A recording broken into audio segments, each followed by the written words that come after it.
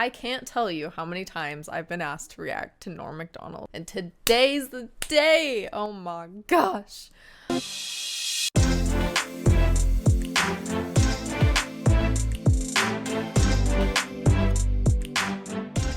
Yeah, so I've never actually watched any of Norm MacDonald's stand-up. I didn't really watch stand-up growing up, and until I started doing YouTube videos, that's kind of was the introduction to my comedy and love for it. So we've been reacting to Mitch Hedberg, Stephen Wright, Bill Burr, all of the above, and now Norm MacDonald, which I'm very excited for. I've heard just great things. So the wait is over. We're going to be reacting to an act that was highly requested called The Most Convoluted Joke. And this is just, I can't wait. Here we go. I hope this is a good one, a good introduction to Norm MacDonald. So, all right. When I was young, there was a fella went by the name of Jacques de Gautier. And he was from Témiscamingue, Quebec. And Jacques de Gautier, he was a fella that really thought. And he was smart, you know. He was our hope, I guess. And he was, while I was scrambling to get out of high school, Jacques Zagatineau had already... I think he just changed his last name. I was like, what? Well, you know, a man grows.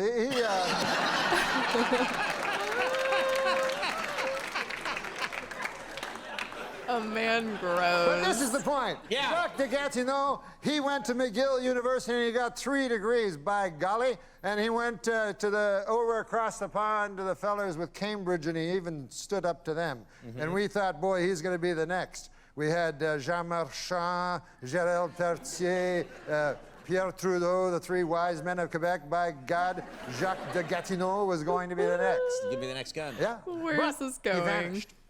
And I met him, I started to do stand-up and travel from here to there and to here again. That's cute. And one time I was in Niagara Falls, and gosh, I went over to the Sea World there. You know how they have the Sea World? You know, with the different fish. You know. I didn't know that, but okay, yeah, yes. Beluga. The Sea World, I've been there many a time. Okay, so I was checking out the beluga whales and stuff, and I look over, and who do you think I see? I hope it's that guy. No, it was just an attendant, but he showed me to the place I wanted to see, which is where they feed the little baby dolphins, because I love dolphins, you know. And who do I see there but Jacques de Gatineau? And here he is, he's feeding the baby dolphins. And I go up to him and I go, Jacques de Gatineau, I feel shame for you. You were our hope. You were to go to Canada, Canada's nation's capital of Ottawa.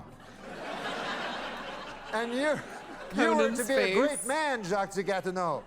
And we were all, you know, we pinned all of Témiscamingue, Quebec, pinned our hopes on you. Now, that's a hell of a burden for a man to have a town's hope pinned on them, isn't it, Conan? It is a big burden. So he was feeding these baby dolphins, you know, and I said, I'm ashamed of you, Jacques de Gatineau. You could have done so many great things. And he said, well, I think I'm serving a youthful porpoise. Now, I believe that...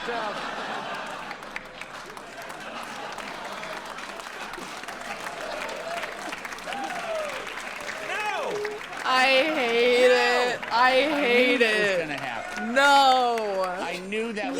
Don't encourage that. Oh my. It was a 40-minute story. That was such a build-up. Youthful porpoise? Youthful porpoise. Yes. Not porpoise. I don't know. Good God. I know. My That was way out of line. No, that was way out. Who are you to somebody criticize Oscar Pistorius? It's like somebody saying, I gotta show you something. They take you on a 4-mile hike to show you a dog turd. He got him on the ground. Oh my God. Okay. Well, there's your reel for CBS. All that for Les that. Moon. We're getting this right to Les Moon. I gotta have him. You want to see that every night, Les? Oh my More Quebecois gosh. humor. I love you. I really do. You know that, right? Oh my god. What a build up for such an underwhelming punchline. But the fact that it was such a build up just makes it even more hilarious. Wow. Well, that being said, I definitely enjoyed that. And if you have another Norm MacDonald video you'd like me to check out, please drop it in the comments. And then don't forget to subscribe, because then if you're like, hey, can you watch this video? I really love it. And then I watch it and you're not subscribed and you miss it, then like that would just not make any sense. Anyways, thanks so much for watching, guys. I hope this put a smile on your face like it did for me. Oh boy, I feel like we just stumbled through another rabbit hole with Norm MacDonald comedy. So here we go. Buckle up, guys. Make sure you subscribe. We're almost to 100,000 subscribers, and make sure you check out the new merch to help celebrate and support that. And thank you guys so much. In case nobody has told you today, I love you. God loves you. And peace.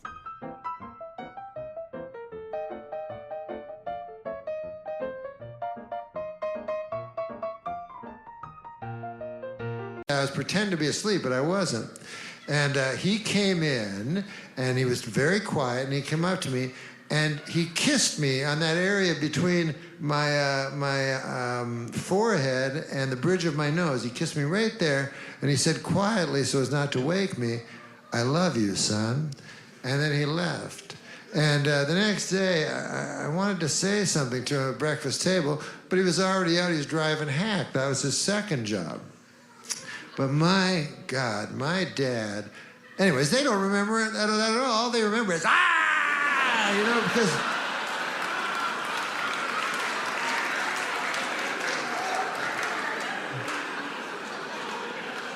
unfortunately, that's the way human beings are.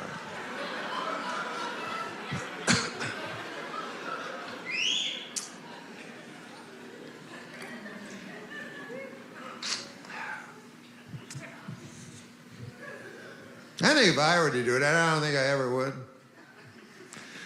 But you never know. You can't predict the future. I could wake up one day and go, I want to have one of them orgasms.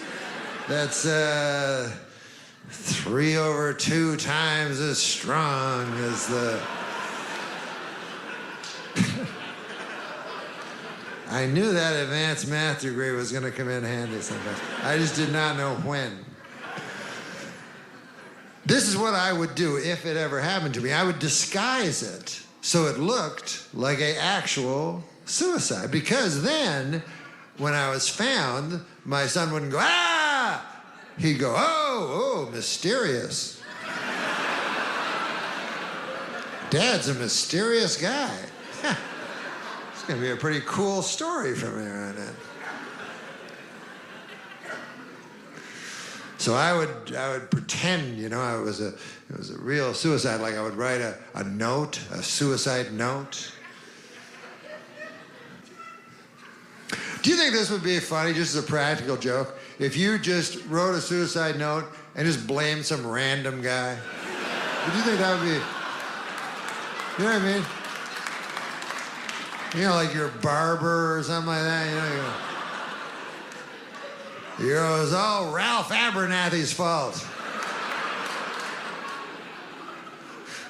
Because you know the police would be compelled to go to Abernathy's barbershop and go, have you ever heard of a fellow named Norm MacDonald? I go, yeah, he'd come in every couple of months for a trim. Oh, okay. Well, anyways, he took his life because of you. He wrote it here in this letter. Would you like to keep the...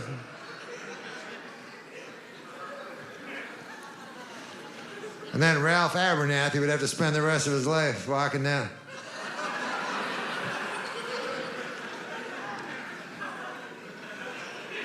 Life's hard enough without having to...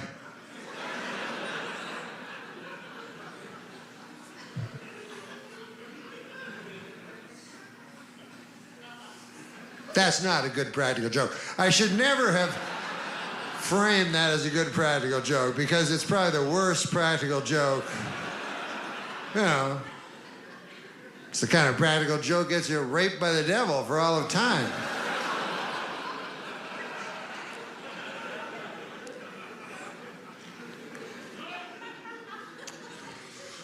I came here from Las Vegas, Nevada, and when I was on the air, where do airplanes go from? Airports. I was in the airport, guys were asking, everyone wanted my ID, and it occurred to me that ID is a strange abbreviation because I is short for I, and then D is short for identification. So it seems to me D is doing most of the legwork on that one. But Vegas was cool. They have a motto in Vegas. They got their own slogan for the city. It says, what happens in Vegas stays in Vegas, which is not true. You know, you can't kill a guy and then just leave, you know? They'll follow you. They'll find you. They'll bring you back and they'll try you in front of a jury of your peers. So I thought, well, what does it mean anyways? You know, and I ruminated about it. Days and days and nights. Sleepless weeks became sleepless more weeks. And finally, it occurred to me. It was so simple. It was right in front of my face the entire time. Whatever happens in Vegas stays in Vegas. All it really means is you can go to Vegas, you can have sex with a prostitute, and she will not tell your wife. They're very discreet, the Las Vegas prostitutes. You know? Not like these gossipy small town whores back where you live, you know? These fucking blabbermouths. Down at the beauty parlor with that pale blue thing over their head, whatever the fuck that is. Going, you're Marge Majerison, John Neal's wife? Well, by God. I took a shit on him last night. In exchange for cash. Nice fella.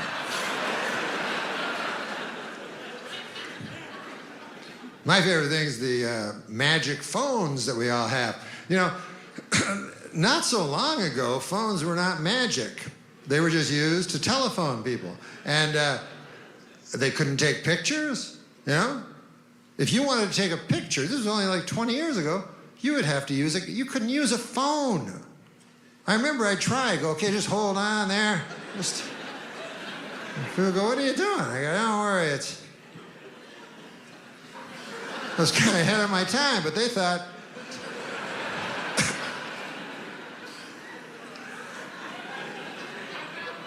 no, you had to use a camera, and then you would put film in the camera, and then you would go to a photo mat. It was wonderful, and you'd give it to this old man, and he'd go behind some beads and stuff, you know? And then you go, when am I gonna see them pictures? And you go, and then you go, I'll phone you every couple of weeks, how'd that be? And then one day you got the news, your pictures were ready. And so you brought your whole family and you all showed up and you got that envelope, it was wonderful. And you opened that seal, you know, and then there were the pictures, a whole handful. Like you go, hey, look at this. It's a picture of Aunt Ida, but her eyes are red like the devil. Maybe Aunt Ida's the devil. Hey, look at this. It's a picture of my dog, but I put a hat and glasses on it so it would look like a person. Still looks kind of like a dog a little bit. Hey, look, it's a picture of you, but look at your jacket and your hair. Ah! Look at the way you used to dress. Ah! Remember that hair? So you needed that time for the picture to make any sense or have any resonance. You know, nowadays you go, hey, would you like to see a picture of you standing right where you are 1 second ago? I got one here. Your hair is identical. Guess it would be, huh?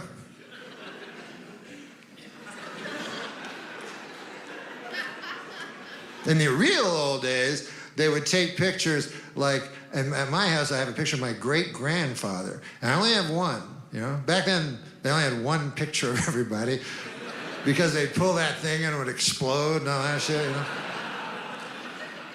And it was just nobody was happy because it took so long to get your picture taken. And so it's just my great-grandfather going, how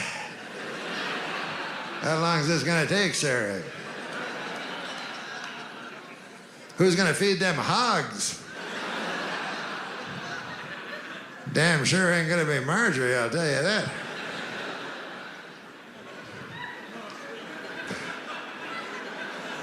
You know what else I like about the magic phone? Wikipedia. Oh, you ever use that? That's the best, man. It makes a democracy out of smartness.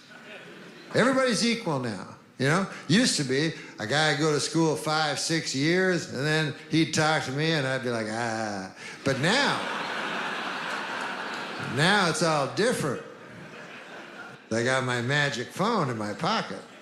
So a guy will say to me, he'll go, hey, Norm, you ever hear of a fella that went by the name of Claude Monet? And I go, why, of course I have. I gotta go to the bathroom. And I go to the bathroom. And I'm in there 20, 25 minutes, and I come back. I go, hey, listen, I was just, we were talking about Claude Monet, and I just wanted to say that, you know what I liked about him was his paintings. I liked the way he painted. He was a painter, and I loved how he used the paint to make paintings. And the guy goes, God damn, Norm, I've never been able to stump you in 2 years. I go,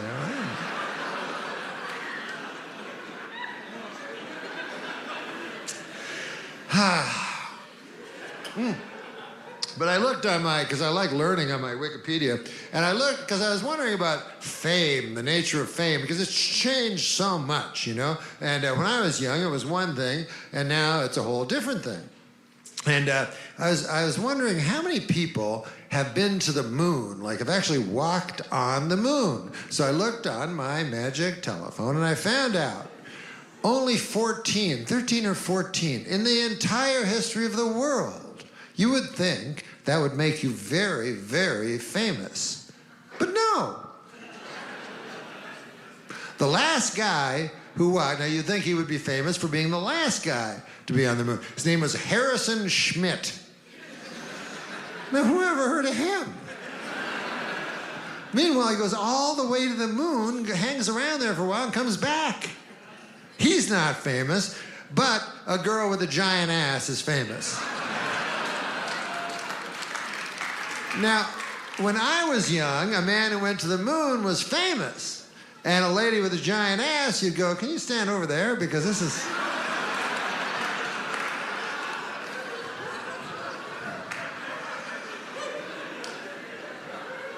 Harrison Schmitt. So how many people that went to the moon do we even know? There was, we know the first ones. There was Neil Armstrong, Buzz Aldrin. They went Apollo 11, Neil Armstrong, Buzz Aldrin. And even the third is hard to remember. His name was Michael Collins. And Michael Collins, in one of the just most unfair jokes, I don't know what it was, he got to go all the way to the moon, but not go on the moon.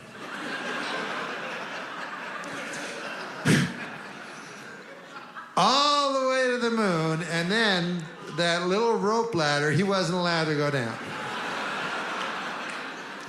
He had to stay in the lunar capsule while Buzz Aldrin and Neil Armstrong went on the moon. And Michael Collins just looking out the window going, are those motherfuckers golfing?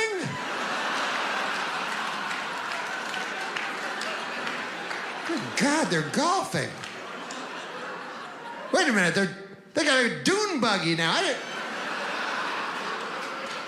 I was only allowed to bring so much, and they brought dune buggies.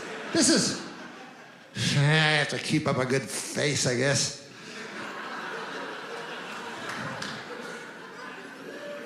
And then Buzz and Neil, I'm sure they were nice guys. They didn't want to hurt Michael Collins, you know. So they probably went back, you know, to the lunar capsule, you know, and Michael Collins was like, what do you think, guys? What was the moon like? What was it like? And they were like, ah. It's all right if you like that kind of thing, I guess.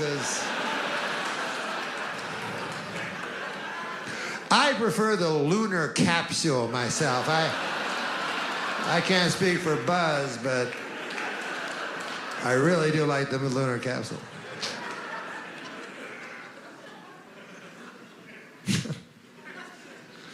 Because that's what you do. You know, most of your life is mundane. So I had to write a book, right? So it was a book about my life. So they said, you know, just write about your life. So I said, oh, thank you, yeah. Yeah, it turned out to be the greatest comic novel ever written, but when it started, it was supposed to be a memoir, you know, a autobiography. So it makes you think about, well, what is my life? So I started thinking about it, right? So I said, okay, I wake up in the morning and I eat some Count Chocula. And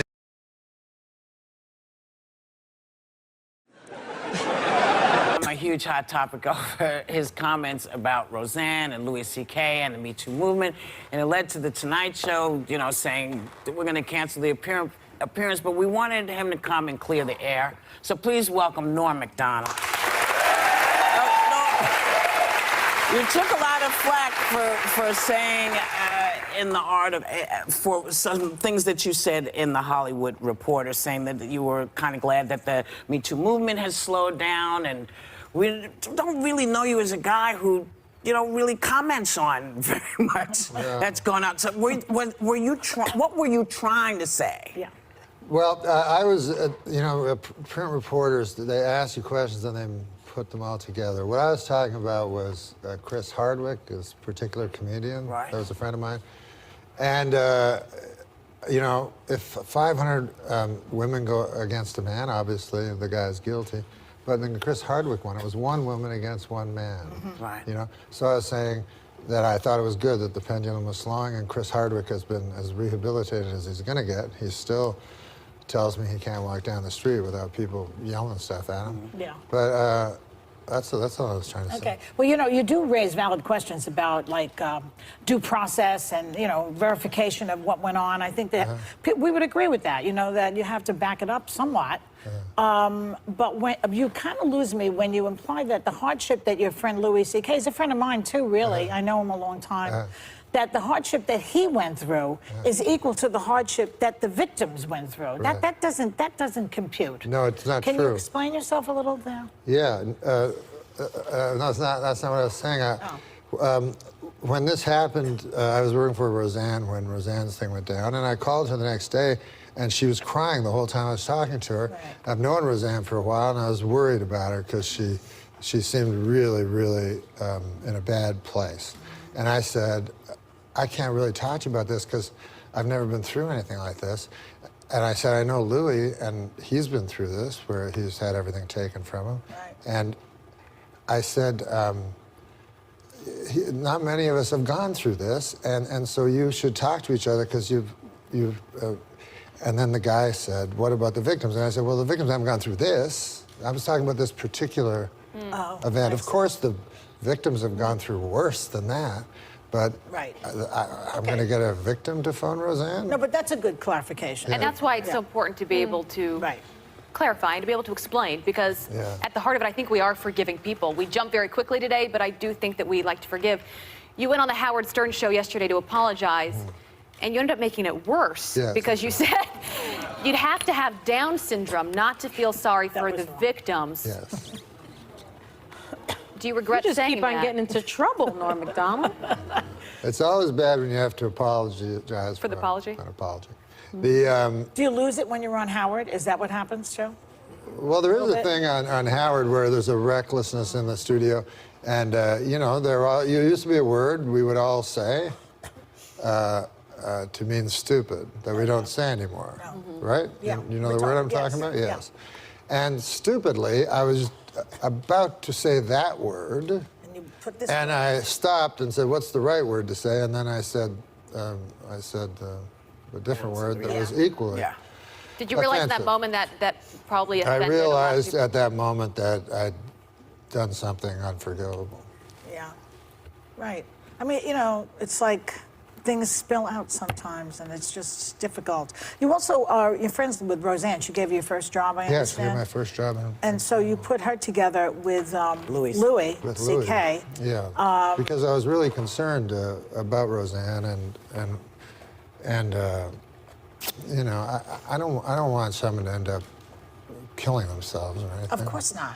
Yeah, so.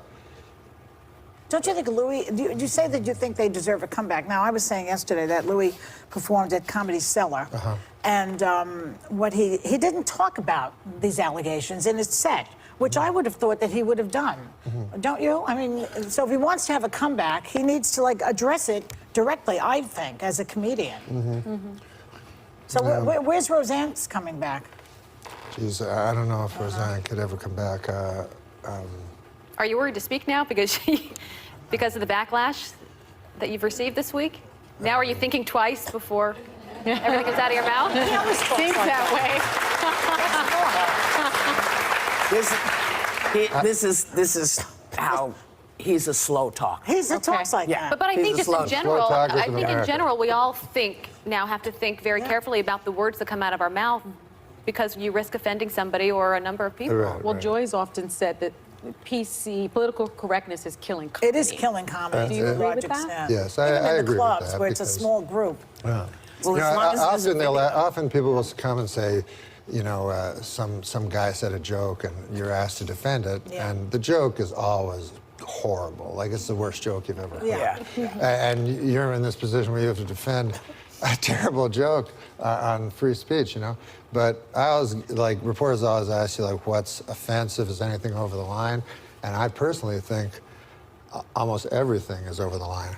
They like you to be edgy, and then when you are, you get hurt for it. Right. But you know, comedians. But are I will trying- say, which- the remark I made about people with Down syndrome was just a Insensitive. terrible, Yeah. terrible, and terrible stupid. thing for me to say. We agree. Well, all of this is happening, Yeah. you know, Well- and we also, you know, we've all stepped in it as comics. Yeah. We all have stepped in it as comics. And as lawyers as- and as journalists. Maybe, but not quite the same way. Not quite the same. But Yeah. let me ask But- you. go ahead. Sorry, Whoop. You know, your appearance on Jimmy Fallon was canceled, and he said that his staffers were actually crying about the comments that you made. Were you surprised at that reaction? And Weren't have they you crying been that you were there? surprised They were crying that he was there. that you were even there? Have you been surprised by this reaction? Yeah. Really? Well, yeah, I have been surprised because, you know, I never did anything. I mean, I spoke, but I mean, I don't want to be tossed in with people that actually did, Right. not crimes, but sins, or, you know, I barely have consensual sex.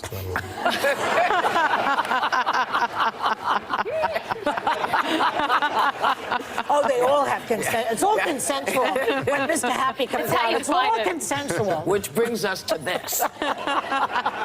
You have a new show called the NORM MACDONALD Show. I feel a little weird. Why? Well, part of the reason this plugging is it, all plugging it at this happening, point. Norm, is because you've now got this show and you're talking to lots of folks, and now in a different way than just being a stand-up or a funny person, people are asking you questions that, you know, you think your answer sounds fine in your head, Yeah. you know, but then you say it and it's like, oh, that went over not well. Yeah. So the reason I say that this is in part why you got here is because this is very different for you. The conversations that you're having with folks, they're asking you questions that would not that we would talk about, you and I would talk Yeah. about, but you know, they're not for public consumption. Right. And I know what you mean, but you know, when you're talking to a whole bunch of folks, they may not know what you mean because they don't know you. So tell me, what's going to be different about your talk show? Because I'm told you're not doing any politics, which is probably great. You know, you're not talking about heavy stuff. What are you talking about? Stuff with guests that have to do with their lives and you know. Yeah, I'm just talking about, well, we wanted the show to be not time-stamped because it's on Netflix. Right. And Ted wanted nothing topical. Right. So that's good because I don't really know anything topical. And so we just talk about, you know, People's eternal lives. questions of Right. But it's edgy anyway. I saw a clip. You asked Drew Barrymore if she misses cocaine. Am I right? Oh, yeah. So, you know, it's an edgy show anyway. Yeah. Let's see what happens. But, Well, yeah. it's Congrats coming and on. good luck. Thanks, you know, listen, thanks for coming to us to talk to us about this. Well, I hope you that, know? I hope that I didn't offend any of you guys. Not at all. No. But all 10 episodes of your show, the Norm MacDonald Show, has a show premiere on Netflix tomorrow. So lots of interesting guests from, you know, Drew Barrymore, as you said, to Jane Fonda, to David Letterman. Yeah. Really quite different and quite new. Thanks for hanging with us. Thank you. We'll be back.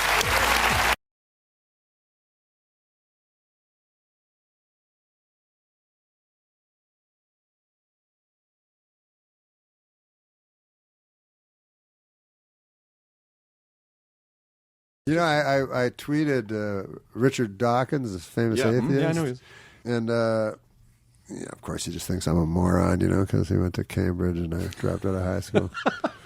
But I asked him, I said, you know, why does life insist? And they didn't understand. What's that mean? I'm like, well, it means, I thought he was like smart. So I said, why does life, I know what you mean. need to create other life? Right. Why do you have to procreate? Why do you have to live? And fight to stay alive. Yeah, survive, fight to stay alive and make sure that your genes stay alive. Why do you have to do that? You know, why, if nothing matters, wouldn't the obvious thing to do be go extinct? You know what I mean? To me, that would be the clear and obviously self-evident thing to do.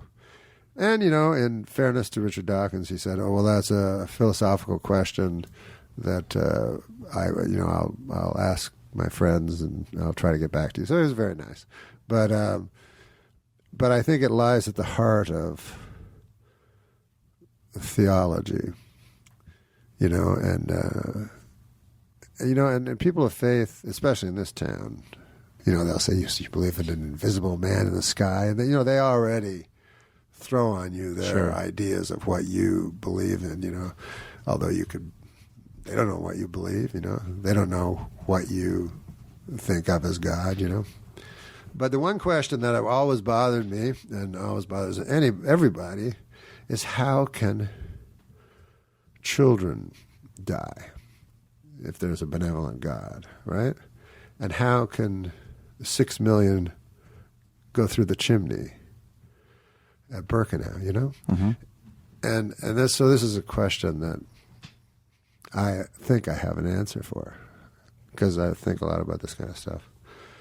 Because I'd really like there to be a God. I don't know at all, but I really would like there to be a God. Mm-hmm. Because Sarah Silverman told me, she's like, so you really believe in it? I go, I'm trying, you know. She's like, you believe in an invisible man in the sky? You know, she says it that way. So I'm like, well, whatever, if you want to say it that way. So she's like, well, good luck with that. And I'm like, well, it's a good luck for you, too. You know, it's not like your idea of like being thrown on the ground, having dirt tossed on you is such a beautiful, great idea. You know? That doesn't bother me. Dirt thrown on you forever? I mean, yeah, because I just sort of feel like it's probably just a blissful state of non-existence that I had before. Boy, I'm going to be really, it's going to be a huge bummer if that's not the case. But if you have a blissful state of non-existence, then you're talking about an afterlife. Well, okay, blissful is probably the wrong word. I just meant I'm not aware of anything, you know. I think it'd be great if there was something, but if there's not, I think the worst thing would be your consciousness lives on, but there's nothing. So you just feel, you know. Oh, my God. Yeah. Well, that would be hell. I suppose. I mean, Nabokov, I think, was the guy who said, like, he saw a picture of himself. I'm sorry, he saw a picture of his parents. And his parents had his older brother in his arm, and his mother had his older brother in her arms, and his mother and father and his older brother. But he had not been born yet. And he said he felt no grief or terror at that picture. Sure. Where he didn't exist. Right. So I thought that was very interesting. Like, it's what you're saying, you know, right? That why be afraid of not existing? Because it's not really you that dies; it's the world that dies. Sure. And you know, everything there is, and everything. I mean, I think it would be fantastic if there was some sort of a transformation of, oh, this is a conservation of emotional energy that, you know, once your emotional energy forms, it can't ever be destroyed, and it just disperses into the universe somehow, and you're a part of this thing that is you can't comprehend now, but once you're there, you'll totally get it. It's very hard to believe. But it'd be great if that were the, and of course it would be great. I don't fault anyone. But here's my answer for the What's the answer for the chimneys? Here's what I believe. If there is a God, and if he is good, and if he created the universe and the earth, then an all good being, what can he create? He can't create good, because that would just be expansion. So all he can create is bad. So he creates bad, and then in a cool twist, the bad that he creates is allowed itself in a godlike way to create good from the bad.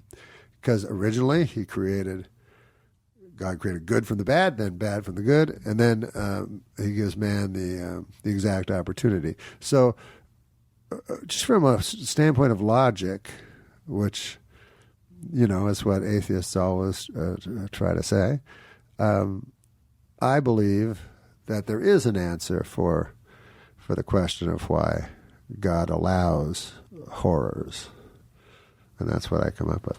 But I also, you know, I have a rabbi who I talk to a lot. I'm not Jewish. No, McDonald's. No, I was for a year, but he's the guy that knows. You know, he's a scholar. You know, like my pastor doesn't know anything. Like he's just a pleasant guy. And he has. I don't know. You should probably look that up. Hey, what is there? I mean, you know. I know. If you ask him a direct question, you go, "Huh? What? Didn't you hear my sermon?" And the sermon's always like, you know, how to be a nice fella, you know, or something. You know, it's always nonsense. But this pastor, I phoned this pastor because I try to read the scriptures and study them. Last week I asked this priest, this rabbi. I was saying, like in the Old Testament, they have the Lord's Prayer. And in the Lord's Prayer, he says, lead us not into temptation, but deliver us from evil. And I said, how could God lead us into temptation? It's without his boundaries, you know, it's without his fence. God can't do that, if I'm correct about the God of the Old Testament. He cannot. It's not in his nature. You know, the devil can, but not God. So the devil's hard to believe in. Of all the religions, it's hard to say one's worse than the other, you know. But I can say with all belief that there's one religion that's just not true. And that's the Church of Satan. I think it even purports to be not true. Like, it's like, you know, there's a guy that's bigger than me. Well, I think some of them, I think some of the people who are, and I don't know, I can't speak for everyone, but just some of the stuff that I've seen online, I think some people adopt it as kind of a counter, like, okay, well, you guys have that guy over there with the beard, and then we have this guy. Yeah. And we should all be accepting it's not just that one, or just like, you know, I think right. Sometimes I think it's But do you really want to have a personal relationship with the devil? A guy, you know, it's the only religion where there's a bigger, stronger guy outside, you know, of that the Satanists say exists. Sure. Yeah. Yeah. But they say we're going to go with the guy underdog. who was, well, because that guy, like, you know, that guy wasn't popular. He got cast out. So like, we're going to be with this guy over here because maybe that's it. Maybe he's an outlaw. Yeah, he's kind of an outlaw. Yeah, exactly. He's definitely the original outlaw. Look, I don't want to say too many good things about the devil. But I guess he was, now that you say it, he was the original. I hadn't really thought about it before, but I guess now, yeah, he was the original guy who got kicked out of the party. You know, like who doesn't relate to that? Exactly. You know, it's like big popular guys having a party, and there's naked people running around, you know, there's snakes and apples, there's a beautiful garden. It's like, yeah, they get kicked out, you know, come on. Everyone knows what that feels like. It's funny, like, you know, people think that whatever religion you are, Christian or whatever, that you're so self-righteous, but actually, you know, they feel they're sinners. You know, when I was a Christian, I would sin all the time, and like I ate apples. That's on page 1 of the book. Worst possible thing you could do. And but anyways, I'm right now I'm of no faith. You know, but you're looking for answers. Yeah, I'll find something. You know, I'm probably closer to Judaism right now than anything else. But I like the laughter is so important to me. You know, I'm talking about me laughing, sure, not hearing other people laugh, right? But me laughing because I'm so emotional and so sensitive that I can be broken. You know, and I know I can, you know, and so laughter is what keeps me. Here at NORM MACDONALD, and you often speak of your native Canada. Yeah, I love Canada. You mention it a lot. Yeah, a couple of people. 3 to be exact. Yeah, they like it. That's important. Where are you from? Are you from a big city? Where are you from? I'm from a little town. It's called Monkland, and it's only 108 people. 108. That's small. It's country. You know, it's really rural. And but man, I'll tell you, there's lots of funny stories from there. Well, I'm sorry we don't have time. Thank you very much for coming, Norm. It was good having you here. It was Norm MACDONALD. Good night, everybody. It's farm people, you there know. are funny stories from this town. Yeah, it's farm people. They all seem to be, you know, there all seem to be a funny story. I remember one time. There better be, Norm. There was a guy, man. He lived down the road. His name was John Neil Mergerison. And this guy, I went to him once. I'd been away for a couple of years, you know. I moved to the city, you know, and I came back. And I said, John Neil, how you doing? You know, I went to his what do you call, farm? And yeah, so he showed me his pigs. He had a bunch of pigs there, you know. He had a bunch of pigs, a bunch of them, and one of the pigs had a wooden leg, you know. What? Oh yeah, a wooden leg. So I thought that was odd, you know. So I says to him, I says, John Neil, that's odd. There, what's that pig? What's the story with that pig? So John Neil, he goes, oh man, Norm, he says, that's a special pig. He goes, you wouldn't believe that pig. I go, yeah, well, tell me about it. He goes, that pig, you wouldn't believe it. He says, last winter, you know, he goes, the house burned down. You know, you probably heard, the house burned down. And he says, me and the wife, we were sleeping in our bed, and he says, we never would have heard. We never would have heard. We never would have woken up. But he goes, that pig, he broke out of his pen, he ran all the way to the house, and he went up to the bedroom window, you know, and he says he starts hitting his little snout on a window, you know, and he says, me and the wife, we woke up, and we got out, man, just in time. We escaped that inferno. He didn't use the word inferno, he's just a farmer. But you threw that in there. Yeah, he says, we escaped that conflagration, you know. So I go, man, that's quite a story about the pig. He goes, oh man, it doesn't stop there. I go, really? And he goes, yeah. And he goes, just later after that, like the following summer, me and the wife were plowing in North 40, and our little boy, only 2 years old, man, fell into the well, and all alone, you know, and we no way we could do anything. We were plowing, and he says, we didn't hear, you know, and he says, man, you know, we're getting older. We're probably not going to have another kid. You know, that kid means everything to us. I go, I know, John Neil, I know that. You don't have to tell me that. So I said, what happens? He goes, that's their very same pig. He says, he heard the child's wailing plaintive cry. He didn't say plaintiff, you know, he's a farmer. But he says he heard the child. He broke out of his pen. He ran all the way to the well. He looked down. There was the poor son of ours there, Billy, you know, down at the bottom of the well. He says the pig, he took his snout there, he started pulling up on a rope, and the kid got right out, you know, and man, that's great, isn't it? And I go, man, that's the greatest story I ever heard. Man, oh, what a pig. I said, what a pig that is. I said, one question though, John Neal. I said, he got a wooden leg. I don't understand that part. Pig got a wooden leg over there. John Neal goes, man, he goes, what are you, crazy? He says, a great pig like that, you can't eat him all at once. You know, he said,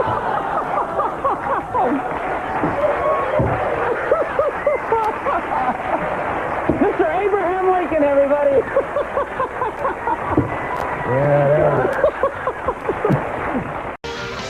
Back, everybody, here with Norm MacDonald, and you know, I find out more and more about you every time you come on the program. You know, I always study up on a file and I learn more about you, and I was really surprised to learn I didn't know this. I didn't know this, but you were a bartender. yeah, I did a lot of jobs before I got into comedy, you know, and for a while I was slinging the hash. No. No. You idiot! That was when I was a fry cook. I was a bartender. I was slinging the drinks, you know? Sure, right. And, oh, man, that was fun. I'll tell you what was fun about being a bartender. Always a story, you know? Really? Always something funny happening down at the bar. And, that's perfect for a talk show, then. Yeah, this is a good example. One time I was working in there. Drunk guy comes in, you know? And you're not supposed to serve the drunk guys. You know, that's one of the things you learn. So, okay. And also you learn how to make the drinks. Yeah. But, so the drunk guy comes in, you know, real drunk, you know, 3 sheets to the wind, you know. So this character sits down, you know, and I says to him, I says, what do you want? I can't serve you, you know. He goes, I don't want a drink, he says, you know. He says, I want to shoot a dart at your dartboard, you know. So I go to the guy, say, you can't shoot a dart at my dartboard. He goes, you're drunk, you know. I said, I'm not going to let you, that'd be dangerous. That's a sharp thing, a dart, you know. So the guy goes, no, let me shoot 1 shot at the dartboard. So I go, all right, 1 shot, that's it. So the guy shoots the dart, bullseye. I never seen anything like it, you know, even in his state, bullseye. So the guy says to me, he says, what do I win? You know? So I don't know what he wins. I'm confused, you know? So I start looking around, try to find something for him, and I see right in the bottom of the bar area, there's a shoebox with a turtle in it. From where? What is that doing there? What? I was gonna give it as a gift to my nephew. Okay, all right. He wanted a turtle, and I said, I'll get him a turtle. That'll be a good gift. Okay. But then later I thought, that's a dumb gift, a turtle. Nobody likes a turtle, you know? The kid will probably just put him on his back until he dies. Kids are cruel, you know? So I said, why not just give it to this drunk? Okay. You know? Okay. So I said, here's your prize, here it is. And so the guy takes it in the shoebox, you know, and he goes, thanks, and he walks out with it. So I figured that's the last I'll ever see of that guy. Sure. 2 weeks later, the guy shows up again. Drunk again. So now I go, oh my God, that's that guy from 2 weeks ago, you know? So he walks up to the bar. I go, I can't serve you, buddy. I can't do that. He goes, he says, I want to shoot a dart at your dartboard. I go, no, man, I let you do that before. He goes, but I got a bullseye. I say, yeah, but you can't do that again. You know, that was luck. He goes, let me try. So he takes it, shoots it, bullseye again. Oh, man. So he goes, what do I win? You know? So I'm confused. I don't know, you know? I look around. I go, I don't know. I go, what did you win last time?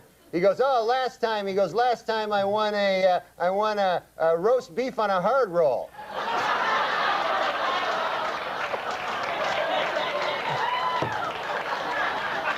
It was the turtle. We know it was the turtle. It was the turtle. We know. Oh, my God. It was the turtle. Guy must have gone out and ate it. It was crazy. Oh, he ate the turtle. I see now. It was crazy. That's the real end of the joke. It wasn't a joke. I know it really happened, right. God forbid that was a joke.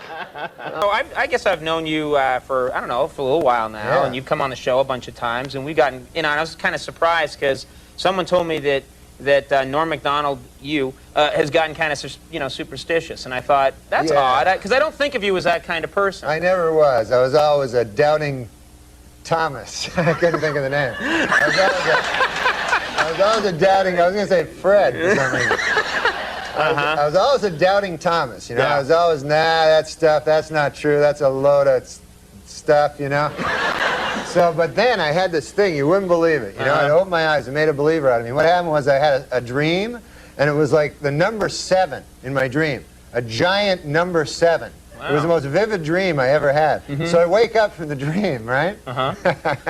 I'm with you. Yeah. So I wake up from the dream, from this number 7. I look over at my clock, 7 o'clock, right? Wow. So I get up. It's not that coincidental. No, I'm just sort of going along with you. Yeah. So then I go out and I decide, hey, why don't I take a cab, you know? So I get in the cab, and it's cab number 7, I notice, when I'm in the cab. Now I'm starting to get a little freaked out, you know? And so I say, hey, take me to the track. I enjoy playing the ponies, you know what I mean? I hear what you're saying. Yeah. I like going down there, Cohen. I like visiting my money. So, you crack me up. My uncle used to say that. So I go to the track, you know, and I say, okay, what do I owe you there, fella? He says, $7.77. Oh. I said, good Lord. I said, I thought it was like 40 cents. Anyways. So I go, here you go. I pay him, you know. I gave him like $8, you know. Right. So I walk through, like, I walk through gate 7, you know. Went up to ticket window number 7 there at the horse place, you know. And I look up, they have the form there, you know, the racing form shows you all the races. So I look and I see in the 7th race, there's a horse called Lucky 7. And he pays 77 to 1, you know? So I say, to hell with this. I say, I'm going to pull out all my money. I pull out all my money. I had like $700. Wow. Pull it out. I said, put this all on Lucky 7th and a 7th, you know? I go watch the race. Damn if he didn't come in 7th. That's incredible. What an amazing story. Well, that's an incredible story, Norm. I'm sorry about cursing. I forgot that. That's all right. We're on cable by now. Every day I meet somebody new, you know. This city's great because of the neighborly people, you know. I don't know. But I did meet one neighbor, interesting story, you know, that this guy, he just moved in, you know, next door to me. So I'm always one to meet the neighbors. You like to chat with the neighbors, Yeah, because, you know, so I went over to the guy, I knocked on the door next door to where I live, and I say to the guy, I said, hey, I'm your new neighbor, you know, and I said, good to see you, you know, nice to run into you, you know, welcome to the neighborhood, you know. And so the guy, I said, what do you do for a living there, sir, you know, if you don't mind me asking? You know, what do you do for a living? I'm a nightclub comic, I tell the guy. So he says to me, he says, I work down at the University of Science there. He says, that's a good school, by the way. I can't remember the exact place. Sure. But he says, I'm a professor of logic. Oh. So he says, the guy says, logic. Now, what the hell is that? I never heard tell of that.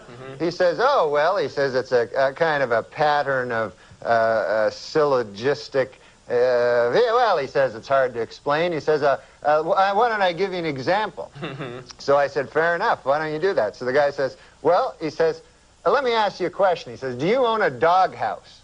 So I go, yes, I do. He says, well, then that means you probably have a dog. I said, yes. He says, well, that means you're likely you have a family if you have a dog. I said, yes, I do. He said, well, then that means you got kids, you're married? I said, yes, I am. He says, well, then you're a heterosexual man. I said, yes, sir, I am. He says, well, you see, that's logic there. I asked if simply from finding out you had a doghouse, I made this series of inferences, and I found that you're a heterosexual man simply from the fact that you had a doghouse.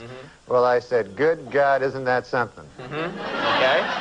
So I said, well, I won't waste any more of your time there, neighbor. And I said, I'll see you later. See you around. Okay. So I said, come by one day and have a chicken with me. So anyways, I left. So I left. So I go to get a bus, you know, to the bus stop. And I walk down to the bus stop, and I'm still thinking about this thing that happened to me, you know. And I'm standing at the bus, and no bus coming at all, you know, and 5 or 6 of us standing around, and one guy lights up a cigarette there, and he goes, as soon as you light up a cigarette, the bus comes. And He smokes the whole damn cigarette, no bus counts. Right. So I said to the guy, well, that theory really worked, huh? Yeah. And the guy goes, well, sometimes it works. Anyways, the guy goes, what's new with you? I go, well, I had an interesting thing happen to me today. I said, I met my neighbor. And he goes, oh, yeah? I go, he had a hell of an interesting job. I said, he's a professor of logic down at the University of Science. Yeah. And so the guy says, is that so? He says, professor of logic. He goes, what the hell is that, logic? I said, well, it's a series of Scylla something or other. Right. I said, I can't remember exactly, but I said, I'll give you an example if you want to hear an example. Yeah. So the guy goes, all right, fair enough. So I said, let me ask you this. I said, let me ask you a question. Do you own a doghouse? And the guy goes, no, I don't own a doghouse. So the guy says, oh, yeah, you're one of them gays.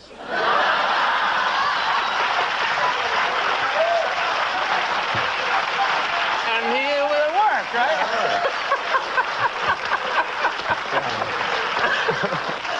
What great stuff you can learn at Yeah, it was nice. University of Science there. Yeah. And then the guy, and then get this. Get this. There's more? This gay guy Yeah? invites me to have a chicken at his place. That's some kind of euphemism. Yeah, Watch out. You got a week off. Yeah, I got a week off coming up. After this show, I got a week off, so it's going to be great. Do you see your family much? Every break, I like to go back and see my folks, you know, and also my uncles and aunts and all that, you know. They're great people. The old people, you know, what I find about the old people is... Just in general. In general, they had so much more interesting lives than we do, you know. Like, you know what I mean? Like we, you know, we go out, our generation, we go, okay, hey, let's go to a movie, and then we'll do the laundry and get some quarters for the laundry, and then we'll have read the Sports Illustrated, you know, and whatever, right? Right. But these guys, they had lives, you know? Where they, you know what I'm saying? Sure. Yeah. So anyways, for instance, my Uncle Phil. You ever meet my Uncle Phil? I didn't meet your Uncle Phil, no. Oh, you didn't? He was... Yeah, we don't know each other that well. Remember? That's true. No, So, I've not met your Uncle Phil. He's a good man, Uncle Phil. So he was telling me, you know, he's just one of these guys that has so many lives pushed into one. He just does so many things, you know? And he was telling me, he says, he's a kind of a jack of all trades, you'd call him. Yeah. That's a good phrase. Yeah, he's a jack of all trades. So he was telling me, he said, the problem is you're not really appreciated for any single thing because you're so good at so many things. You understand what I mean? I hear you. Yeah. So he said to me one time, he says, Norm, he says, we were just walking through his town, you know, of Monkland, Maine he lives in. And we were just walking through the town. He's an old fella, you know? Right, one of the old people. Yeah, he's 80. Yeah, 80, okay. 80 years young, he says. So he goes, Norm, you see that barn over there, he says to me. I look over, there's a barn. I go, yeah. He goes, I built that barn with my own hands, all by myself. But he goes, do they call me, do they say, there's Phil, the barn builder? No, sir, he says. I said, yeah. He goes, look over there, you see that weather balloon? He says, you don't know this about me, Norm. He says, I was one of the first men ever to fly in a weather balloon. Wow. He says, but do they say, hey, there goes Phil, the weather balloon pioneer? No. He says, look over there's a bakery that I started. You know, that dirty bastard Bob has it now, but I'm the guy that started that bakery. And I go, all right, easy. And he goes, I started that bakery and I was the best baker, but does anybody go, oh, there goes Phil, the great baker? No, he says, but he says, let me tell you something, Norm. He says, you have sex with one goat. And...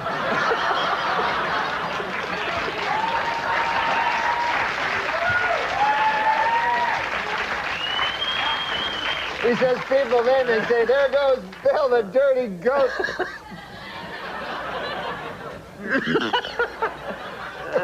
Get rid of that. Somebody just said, you got a vice. You've got a vice, and we should talk about it here. Not the dirty, dirty sex. I don't know about that, but you're a gambling man, aren't you? You like to gamble. Well, I like to gamble legally, not with bookies. Especially not with that... Anyway. What the hell almost happened there? You must have had a little meltdown there. No, I don't like bookies anymore. But Anymore. I don't like the mafia anymore. No, but the thing is, I like to go to Las Vegas and Atlantic City. That's a beautiful town, Atlantic City. Yeah. And you guys from Atlantic City? No. I just wanted to shout. Okay. So yeah, like I went to Vegas a couple weeks ago, and a funny thing happened there, Andy. Hi. And a funny thing happened there in Vegas, right? Mm-hmm. I go there, you know, to gamble. I meet a couple of midgets, you know?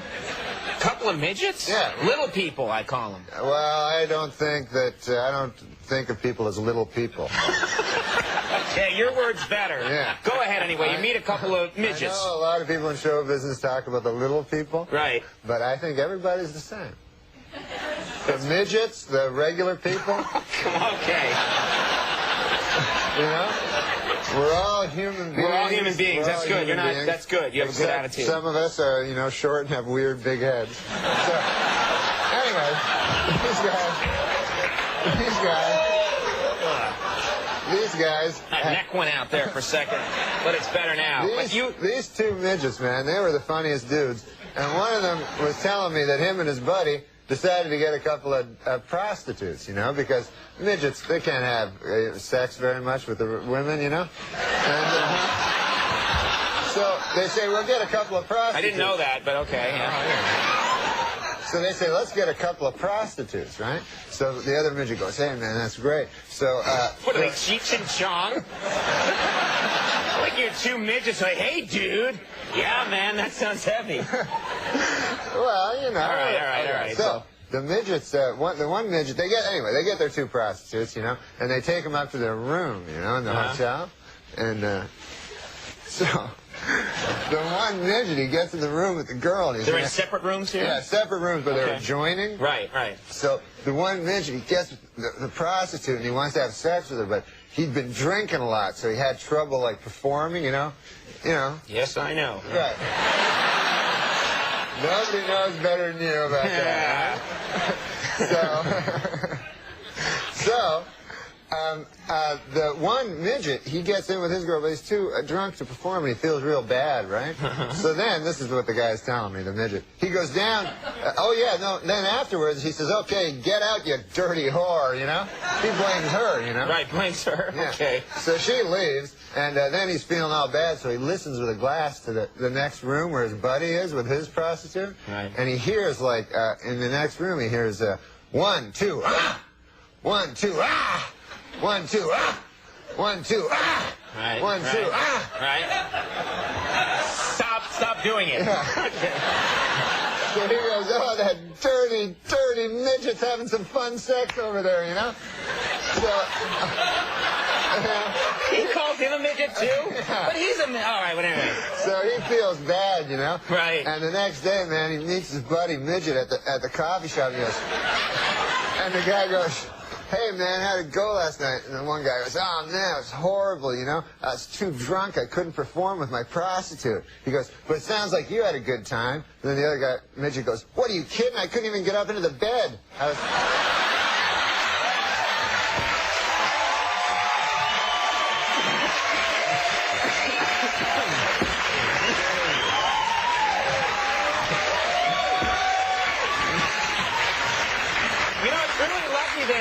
You ran into those guys because it's such a good story. I know. It's a happy ending. They did very good at Baccarat, and they were happy.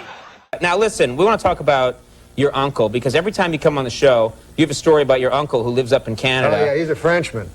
Yeah. Yeah. And you always have like a little story about him. Jean-Luc. Oh, yeah, he's a crazy character, that dude. He originally visited New York City. Hello? I'm just having a drink. I can listen to you and have a drink. It's not like I went like this. Hold it. Ooh. Ah, liquid. Huh? I'm still here. Let's see if I got this right. You've got an uncle, lives up in Canada, named Jean-Luc. Jean-Luc. Occasionally he visits. Once time he visited New York. So I'm living in New York, you know? And Jean-Luc, I'm excited. Jean-Luc's going to come by, my crazy Frenchman uncle. So he gets in the cab, right? When he gets to the airport. Yeah, he gets to the airport, the cab driver picks him up, and the cab driver says to him, "Hey, Frenchman," he says, do you like riddles, you know? So my Uncle Jean-Luc, he's like, "Ah, yes, I love the riddles." That's how he talks. He goes, "I like nothing better than a riddle." So the cabbie's like, "All right, here's one," right? So he says, "Here's the riddle. His brothers and sisters, I have none, but this man's father is my father's son." So my uncle goes, "I don't know." Right? So the cabbie goes, "It's me.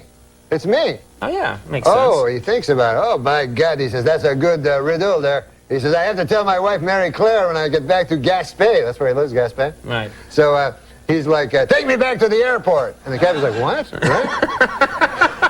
The cabbie's like, "I thought you wanted to go visit Norm then." "No, no, no. I go back to the airport." "All right, you know, I have to tell Mary Claire." Seems odd, right? Right. Gets back on the plane, flies all the way back home there to Gaspé. And he gets back, right? Runs in the door. Mary Claire, let's move. You know, where are you, Mary Claire? Come on down here. I have a riddle for you. She goes, "Oh, Jean-Luc, I love the riddle." She's a woman, high voice. Michael Jackson was visiting. Yeah, all right. So, you're going to love this riddle. How was New York? Forget about that. I got the riddle. Brothers and sisters, I have none. But this man's father, he's my father's son. She goes, "Oh, I don't know. Who is it?" Some cab driver back in New York.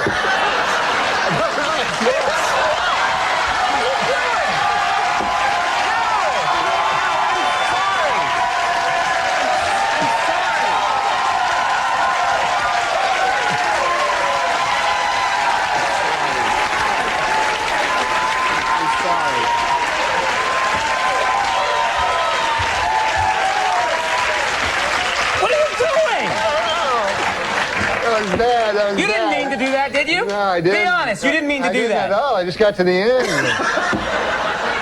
That guy, man, I always tell my uncle, you shouldn't curse so much. You know? Oh, man. All right.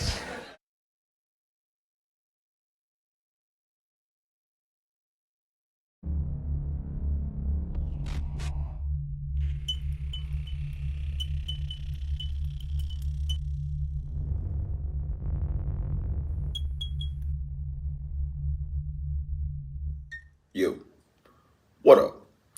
All right. We got another one from Norm MacDonald. Norm MacDonald, one of the greatest comedians to ever live. Some say he is the greatest comedian to ever live. You know. And yeah, this is him on. Looks like him on Conan. Him on the Conan O'Brien show doing stand-up. And this is To Hell with Flossing. To Hell with Flossing. Okay. Norm MacDonald on Conan. Let's go. Hey, thanks a lot there. Thanks.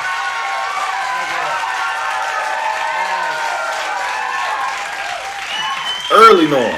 Young Norm. Well, thanks. Good to be here, and I'm feeling good and everything. I had a rough day today, though. I bit my tongue. You ever do that? Yeah! And I got a big purpley thing on the side of my tongue there, and hurts like a bastard, you know. And it's embarrassing, you know. It's embarrassing biting your tongue there, you know, because you're walking down the street there, minding your own business, you know. You're just, doodly-doo. Oh! Then you bit your tongue, you got this bit tongue going there, and everybody looking at you, and man, that's bad. People go, "Hey, what's the matter there? What happened to you?" You go, "Ah." They go, what, you bite your tongue?" "No, it's my uncle died." But I was thinking about it today, actually. I'm surprised that I don't bite my tongue all the time, you know, because I got so many teeth, you know. I got 50, 100 teeth in my head, and they're all right around my tongue, you know. They're all right near the vicinity of my tongue, and they'll bite anything, my teeth. They don't care, you know? Could be a pork sandwich, could be my tongue. What do they care? They just bite. That's all they know. That's all they know. They're not trained for anything else. They just bite. I got too many teeth. That's the problem. I got like 1,500 teeth, and I only need, I don't know, I never count them, but I like to deal with round numbers. But I got a lot of teeth, and I don't need hardly any of them, you know, because a lot of them are like, I got fangs here. You ever see these teeth going here? You got big fangs sticking out, which you got no use for, you know, because that's from back in the old days. You needed them back then to, like, whatever, you know. You know what I mean? You had to go out in the morning and stalk a gazelle and rip his throat out with your teeth. But, you know, you don't have to do that anymore, do you? No. Thank God those days are over, huh, folks? Remember back then when you had to wake up? Ah!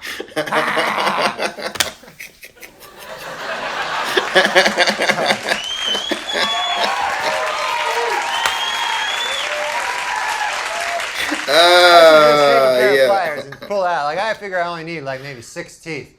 I tested it out on a sandwich, you know. All I need, I eat a sandwich, and there's like 4, 5, 6 teeth marks, and that's it. There's no 1,500 teeth marks. I lost the tooth back in the back of my head, and my dentist wanted to take it out. I said, just leave it, man. I don't need to grind cornmeal or anything like that. You know where you don't want to miss a tooth, though? You ever see a guy no tooth up here in the front? Oh, that looks bad. Oh, man. You look like the stupidest guy in the world. You got no tooth there. You could be the smartest guy in the world, but you got no tooth, and people just think that you're the stupidest guy, you know? You could be the smartest guy in the world, talking to all the other smart guys. Oh, listen now, other smart guys. Listen as I tell you. And people go, hey, you got no tooth there. What the hell are you talking about? Take a look in the mirror. Hey, ah. But I take care of my teeth, you know? You got to take care of your teeth. That's what I brush them. You ever do that? Sure you have. Everybody has. What am I asking that for? I got trying to floss. That's a tough thing to get into. Huh? That's a bastard, that flossing. Oh my God, you got a rope there in between your teeth.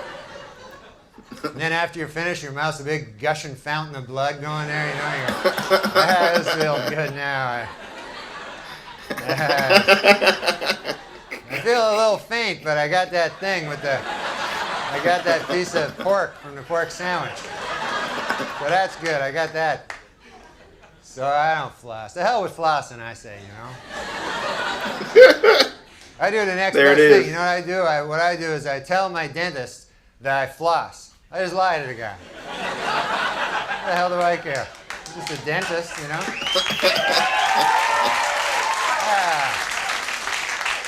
They don't care. The dentists, they don't know any better, you know? He goes, hey, Norm, you've been flossing lately like I told you there. And I go, yeah, yes.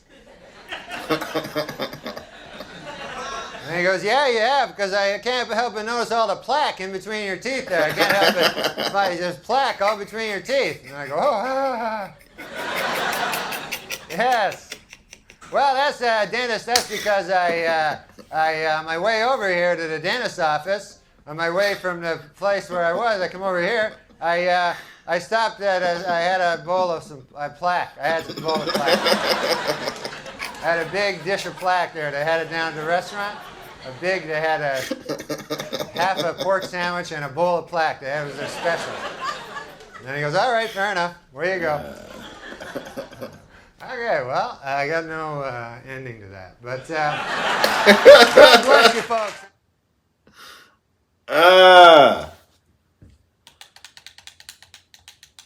My goodness.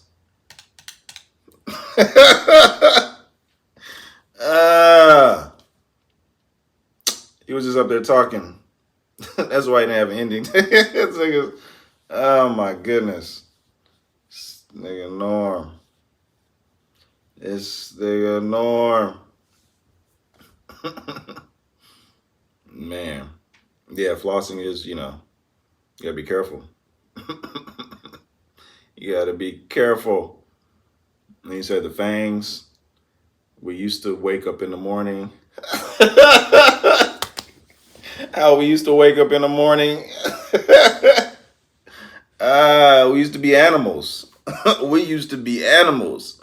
Them fangs, our fangs used to be bigger because we used them. Man, Norm's right. Norm is right. He was just telling the truth.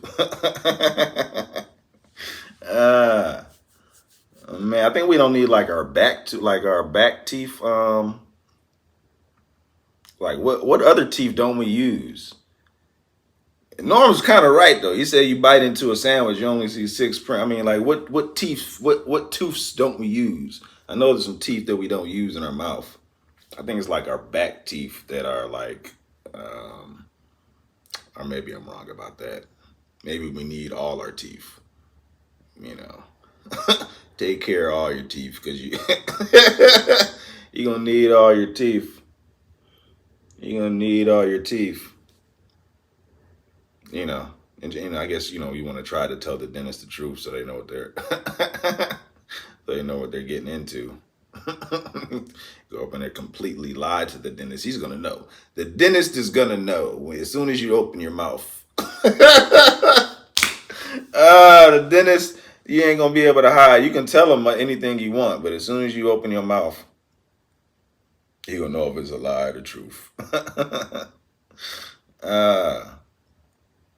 But I mean, dentists aren't like doctors or like you you can't fib to the dentist. Have you been brushing daily? Yeah, of course I have. But yeah, Norm. I think Norm definitely is one of the greatest comics of all time. I think he's like belongs on like the Mount Rushmore. And then when you think about it, like it's hard to find like Norm specials. Like he hasn't done like any like I'm not gonna say like Netflix specials because I've seen he has like a couple Netflix specials, but he should have specials. He should have like 10 specials, like HBO specials and all these other specials. It's kind of like Bobby Lee. I think Bobby Lee's about to do a special for the first time. It's like you should have been doing specials, Bobby. You should have been doing specials. But yeah. Weekend update with NORM MACDONALD.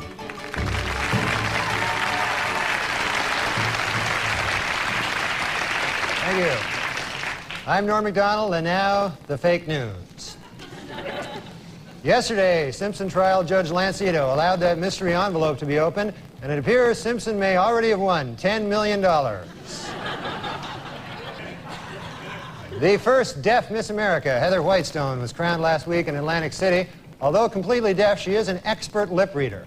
Personally, I don't think she's that pretty, not my cup of tea. Well, David Hasselhoff is a huge rock star in Germany, where his latest album sold 5 million copies this week, which once again proves my theory: Germans love David Hasselhoff. Christy Brinkley told reporters this week that her marriage to Billy Joel was over long before their divorce. The key moment, she said, came when she realized that she was Christy Brinkley and that she was married to Billy Joel.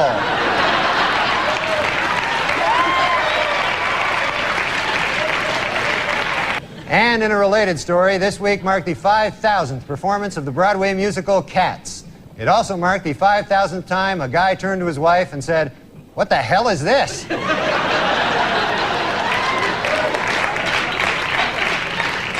And finally, John Wayne Bobbitt is going to be an adult film star. He has been signed to play himself in the John Wayne Bobbitt story. The part of his severed penis will be portrayed by Pauly Shore. According to an obscure 14th century law, British Army Captain James Hewitt could be hanged for having an affair with Princess Diana. The punishment for having sex with Princess Diana is death. The punishment for having sex with Princess Anne is having sex with Princess Anne. Las Vegas mogul Steve Wynn has announced plans for a new hotel, 46 stories high, set on a 17-acre island in the middle of a 50-acre artificial lake on the Las Vegas Strip. In a related story, Motel 6 now has shampoo.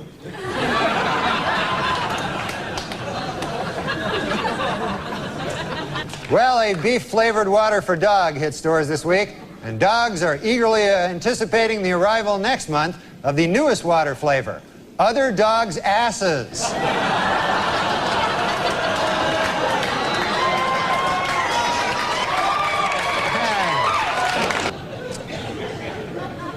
Dr. James Watts, a neurosurgeon who performed the first frontal lobotomy, died this week in Washington.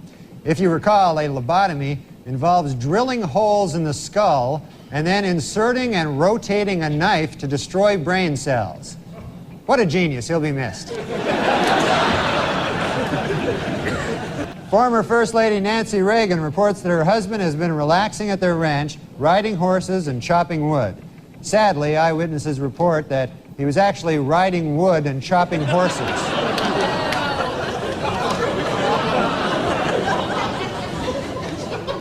Ted Kennedy says now that he's won re-election, he can finally relax, get off that crazy diet, and really let himself go. Yeah, Ricky Lake, you know, she really is an animal lover, though. She has 3 cats, 2 dogs, and a big ass that follows her around everywhere. Well, there may be trouble in paradise. Lisa Marie Presley confirmed this week that she and Michael Jackson live in separate residences 50 miles away from each other. Lisa Marie was quoted as saying, "I guess being married to a homosexual pedophile wasn't such a great idea after all." Kenny G has a Christmas album out this year. Hey, happy birthday, Jesus. Hope you like crap.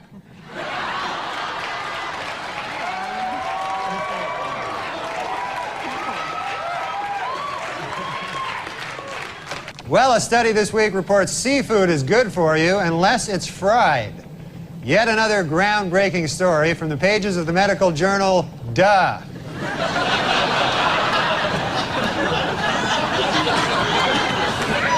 A new FBI study shows that for the first time, Americans are more likely to be killed by a stranger than a loved one or acquaintance. Their advice? Introduce yourself to as many people as possible.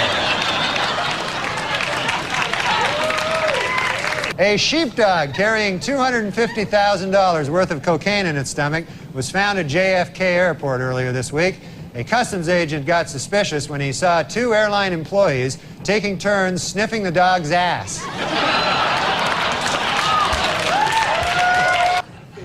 O.J. Simpson's lawyers have decided to skip hearings on DNA evidence and go right to trial. Asked why they did this, the lawyers replied, "We want to get O.J. acquitted as speedily as possible so he can get back to doing what he does best, killing people." There's a new 24-hour cable TV channel now. It's called Fish TV. The channel shows a giant aquarium of fish 24 hours a day, except from 2 a.m. to 3 a.m. when it shows the Byron Allen Show.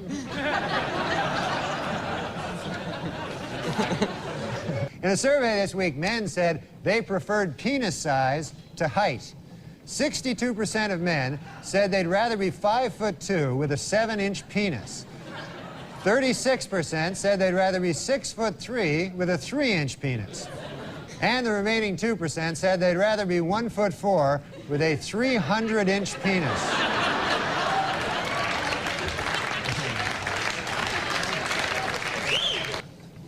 Here we see the president and the first bitch.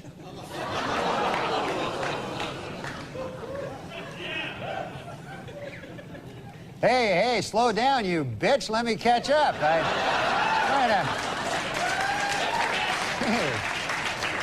A 51-year-old cosmonaut set a world space endurance record this week after spending 367 days aboard the Russian space station Mir. And also, as a side note, he also smashed his own masturbation record.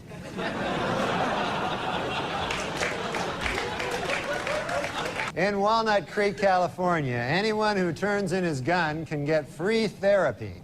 And anyone who doesn't turn in his gun can get free anything.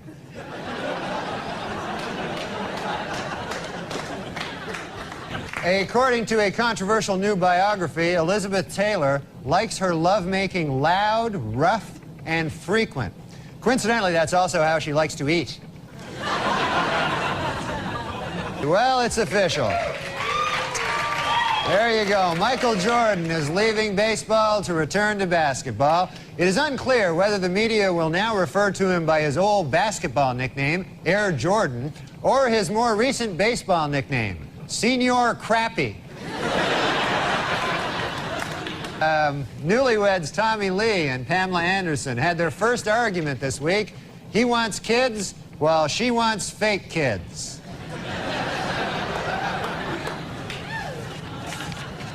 A new study says that people who quit smoking have healthier lungs. Yet another groundbreaking story from the pages of the medical journal, Duh.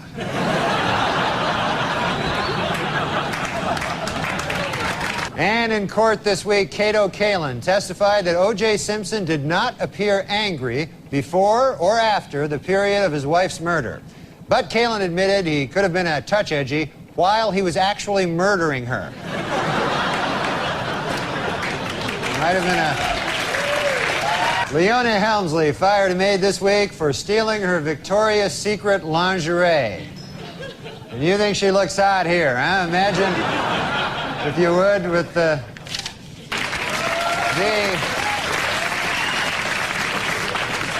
Hertz rental car company announced this week that it will buy 520,000 vehicles, increasing its worldwide fleet 24%. In addition, they will try to find a new spokesman who won't kill his ex-wife.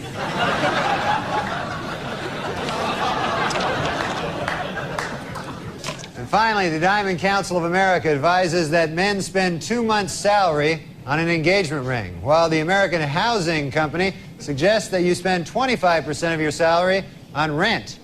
Interestingly, the U.S. Crack Association recommends that you spend all your salary on crack. In medical news this week, scientists report there may soon be a vaccine for drug addicts, which completely eliminates the craving for cocaine. They caution, however, that the vaccine is extremely dangerous, highly addictive, and costs $10,000 a gram. This week at the O.J. Simpson trial, the infamous bloody glove was finally introduced into evidence, and O.J. didn't help his case any by blurting out, "There it is, I've been looking all over for that thing."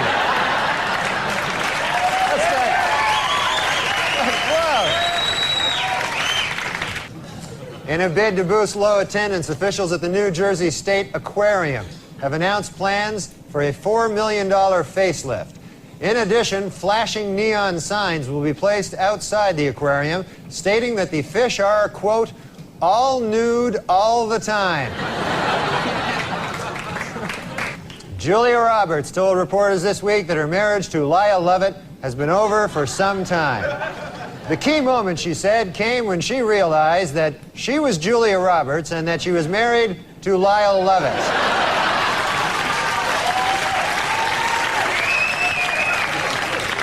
Last week, Duchess of York Sarah Ferguson visited the Big Apple and showed off her 14-pound weight loss. Hopefully, this will not interfere with her official duties of sitting on her fat ass all day long. Well, singer Willie Nelson, who was arrested recently in Texas for marijuana possession, saw the charges against him dropped this week. A judge ruled the arrest had been illegal because police didn't have probable cause to search his car for pot. How about the fact he's Willie Nelson? Well, the magazine POV came out this week with a list of the best and worst jobs to have in the next century. Their three best were, in this order, multimedia software designer, management consultant, and interactive advertising executive. While their worst, for the third year in a row, crack whore. Dismissed Simpson juror Jeanette Harris revealed in interviews this week that the jury is torn by dissension and is already divided into two camps, those who think he is guilty and those who are really, really stupid.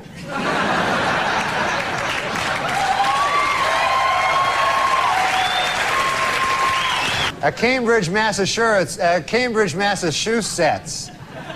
juror found City Councilman William Walsh not guilty of malicious destruction of property after he removed 2 dildos from a sculpture in the City Hall annex. Walsh's defense was that he was walking by, saw them, and said to himself, Hey, free dildos. Look at there. Well, Premiere Magazine's list of the 100 most powerful people in Hollywood hit the newsstands this month. In an odd bit of ranking, Demi Moore was ranked number 28, while her breasts were ranked 20 and 21. So, at a press conference this week, Washington Mayor Marion Barry said he wants private businesses to provide 5,000 summer jobs for a district youth program. He also wants some crack. At Virginia Commonwealth University, a professor is being sued following revelations that he spanked one of his students. It was the student's parents who first became suspicious when they asked, "What kind of marks are you getting?" And she replied, "Big red ones on my ass." So, for the 5th year in a row, People magazine has named John F. Kennedy Jr. one of its 50 most beautiful people. Meanwhile,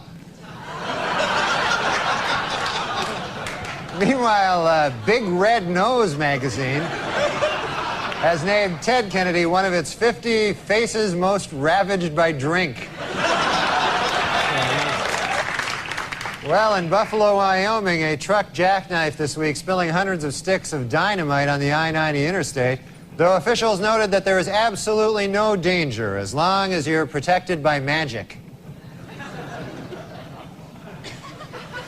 Yeah, I wish I was protected by magic. All right. In stock market news this week, April's 3 biggest losers were Cantab Pharmaceuticals, Champion Enterprises, and Crapco, which manufactures crap. And also crap-related items, most recently Mariah Carey's Christmas album.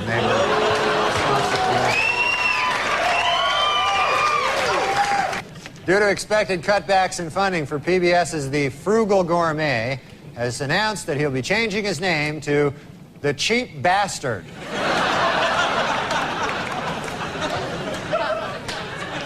Well, in a questionable move by the defense team this week, O.J. Simpson demonstrated how to stab 2 people at the same time.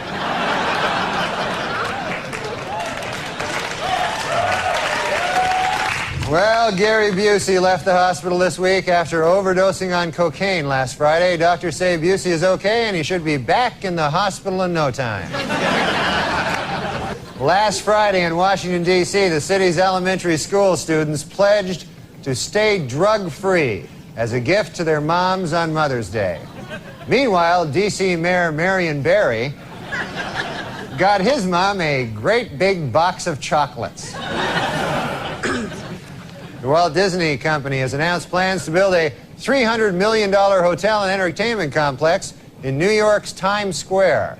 Construction begins next spring on their first attraction, Crack Horrors of the Caribbean.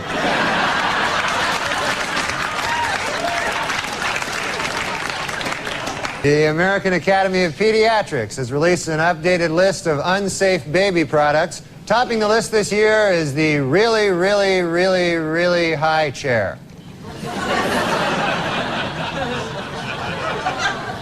Officials in Disney World have ordered their ride, the Extra Terror Estrial, to be shut down until it can be made scarier. When the attraction reopens in 2 weeks, it will be exactly the same, but missing 6 bolts. The United Paramount Network's new show, Star Trek Voyager, finished in first place Monday night with a 14.7 rating. For those of you who don't know, 1 rating point is equal to 950,000 nerds. In his book, O.J. Simpson says that he would have taken a bullet or stood in front of a train for Nicole. Man, I'm going to tell you, that is some bad luck when the one guy who would have died for you kills you. That's probably... You don't get worse luck than that. Taco Bell this week introduced a new light menu, as well as a new slogan, half the fat, but still tastes like crap. OJ's pal Al Cowlings now has a 1-900 number. For $2.99 a minute, Cowlings will tell callers that OJ is innocent. And for $3.99 a minute, he'll try to do it without laughing. And now a correction to a story we ran last week. Prince Charles is actually the one in the middle. So we apologize for that. 130 years after the Civil War, the state of Mississippi has finally voted to abolish slavery. Representatives say they would have liked to have done it sooner, but they were delayed due to some awfully big cotton crops. They had some kind of big cotton thing. All right. And finally, the Oscar nominations were announced this week, and Tom Hanks and Jodie Foster are in a heated competition in the Academy's controversial new category, Best Retard.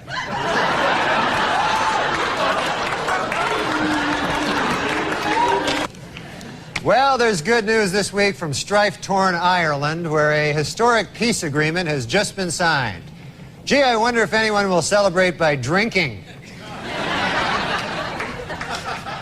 New medical research shows that men and women have different food cravings. Men preferring meat and women preferring sweets. Scientists trace this back to caveman days, when men had to go out and hunt for food while women sat on their fat asses eating chocolates.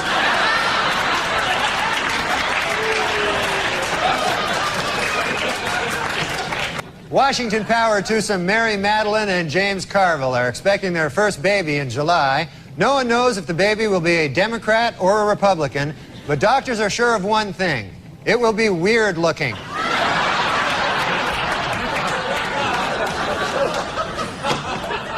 This was Colin Ferguson's first week in prison. Ferguson has reportedly dismissed his cellmate, and from now on he will be acting as his own bitch.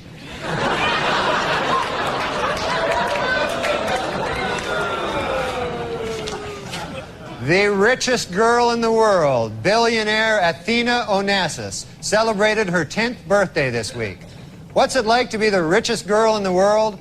Well, to give you some idea, at the party, they had 2 cakes.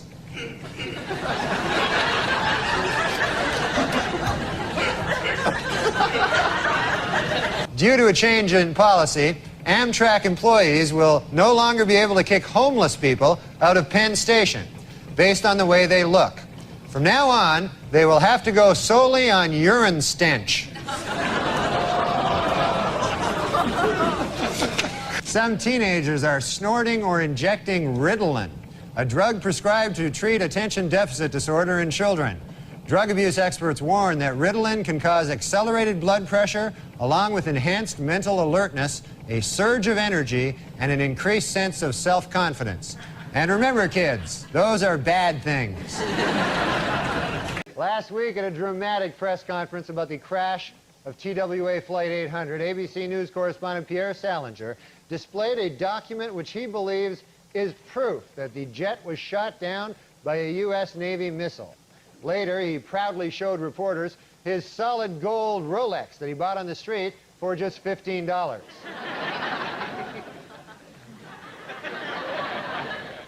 That's one ugly bastard, isn't it? Well, it is finally official. Murder is legal in the state of California.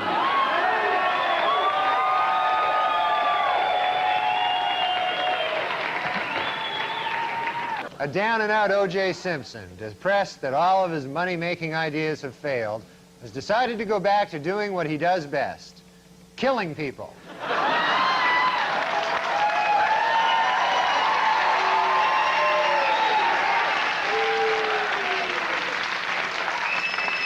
And there's Charles Woodson. How about that? Huh? What a season he had.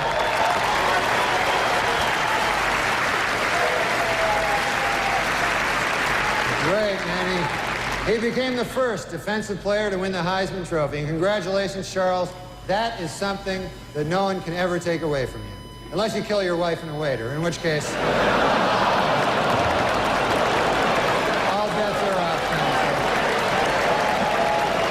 Just a word of advice. A new book claims that Madonna once smeared peanut butter all over John F. Kennedy Jr.'s body and then licked it off. Which just goes to show you, Madonna's a whore. And finally, Weekend Update would like to congratulate Madonna, who gave birth to a beautiful baby girl last Monday. The baby weighed in at 6 pounds 9 ounces, making it the 4th largest object ever to pass through Madonna's birth canal. This week, in a secret ceremony in Australia, Michael Jackson was married for the 2nd time. Asked what makes his new bride special, the King of Pop said, quote, "She has taught me about the power of imagination, like imagining that a grown woman is a 10-year-old boy."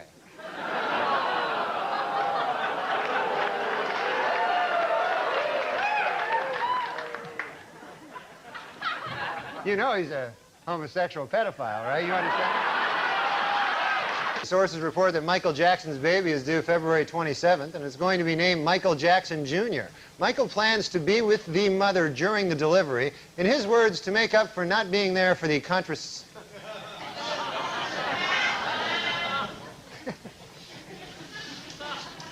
Sources report that Michael Jackson's baby is due February 27th. It's conception. The last word was conception, so. Michael Jackson. He said, I heard a quote where he said, I don't care if my child is a boy or a girl, as long as it's a boy.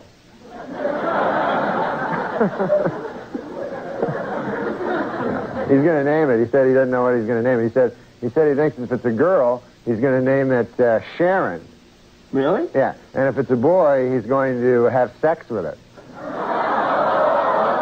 I came in and he was supposed to be the my guide through SNL, and it turned out that he is a shit stirrer. I'm not going to guide any lady through comedy. That would take me, first of all, I'd have to figure out how a lady could do comedy. And then I'd have to... Safer drivers, men or women? Well, according to a new survey, 55% of adults feel that women are most responsible for minor fender benders, while 78% blame men for most fatal crashes. Please note that the percentage in these pie graphs do not add up to 100% because the math was done by a woman.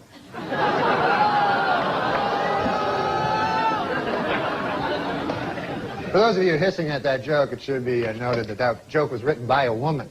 So now you don't know what the hell to do. No, I'm just kidding. We don't hire women.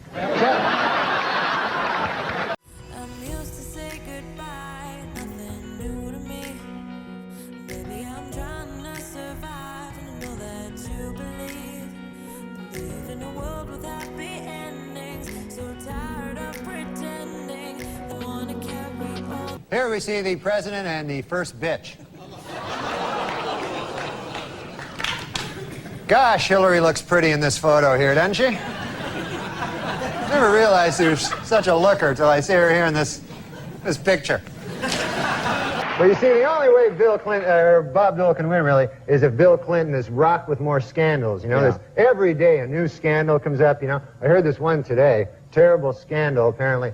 Way back when he was governor of Arkansas, Bill Clinton, apparently, he got really drunk one night, and he had sex with Hillary. Wow.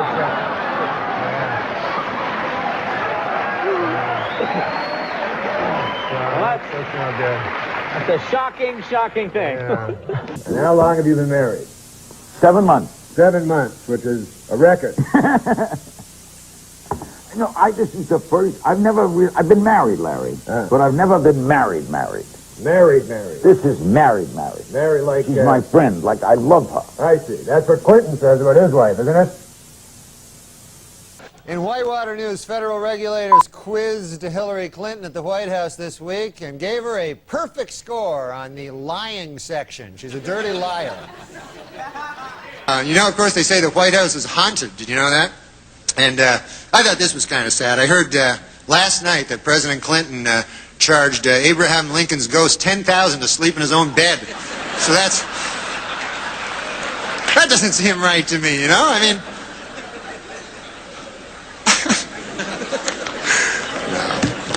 But look, the president, you know, has come under a lot of fire for raising money, but you know, he's good at raising money.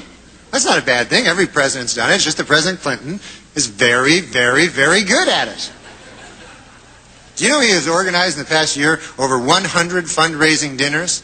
and over 200 fundraising midnight snacks. Did you know that? Is he laughing? Is he? Is he? Okay, Norm, you're Canadian. Yes, I am. So what do you think of this whole presidential mess? Well, I hope that the Democrats don't steal the election from the winner, you know, but who knows?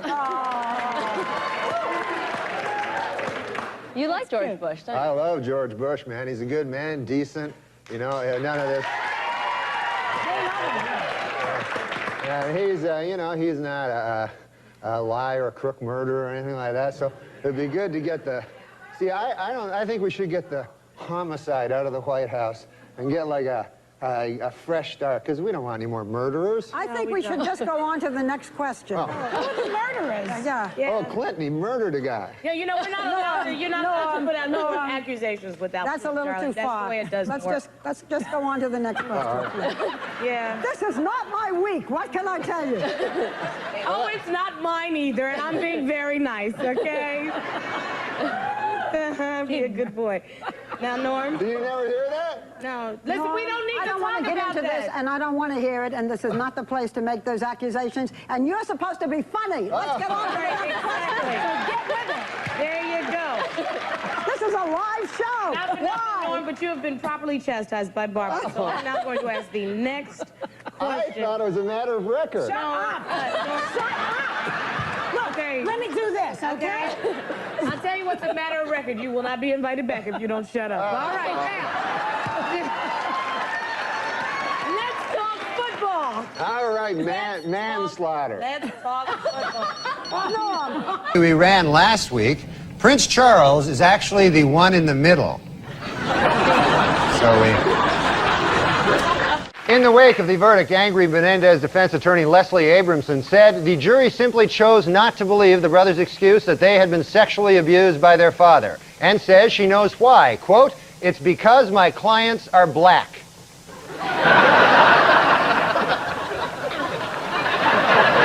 And the Pope came out with a book this week, which contains a series of essays examining faith and morality in today's secular world and the changing role of the Catholic Church as it approaches the 21st century. The book is entitled, "God Himself Told Me That O.J. is Guilty."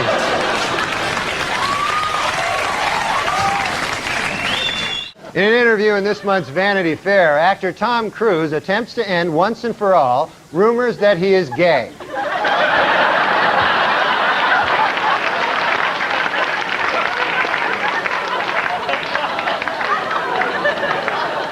In an interview this week, Bob Dole said he is strong enough to handle the pain of losing the presidential election, although he did admit that the shock of winning would give him a giant heart attack.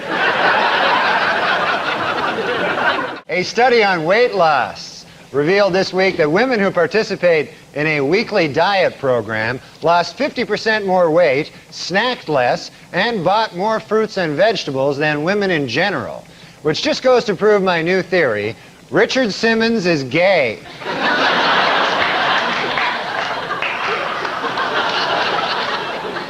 According to an obscure 14th century law, British Army Captain James Hewitt could be hanged for having an affair with Princess Diana. The punishment for having sex with Princess Diana is death. The punishment for having sex with Princess Anne is having sex with Princess Anne. Demi Moore is wrapped filming on G.I. Jane, in which she plays a Navy SEAL combat officer. Moore says that in contrast to other Hollywood portrayals of women in the military, her character will have giant breasts. And finally, John Wayne Bobbitt is going to be an adult film star. He has been signed to play himself in the John Wayne Bobbitt story. The part of his severed penis will be portrayed by Pauly Shore. F. Lee Bailey said this week that if the defense only knew what Ron Goldman's last words were, they might be able to find the real killer. You know, if you ask me, Goldman's last words were probably, "Hey, you're O.J. Simpson."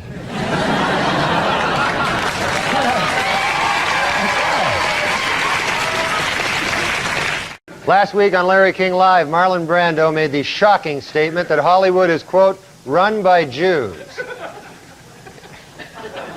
In response, outraged Jewish organizations made it snow in New York in April.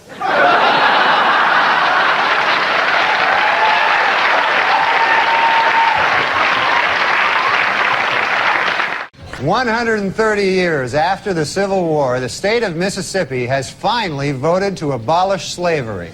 Representatives say they would have liked to have done it sooner, but they were delayed due to some awfully big cotton crops.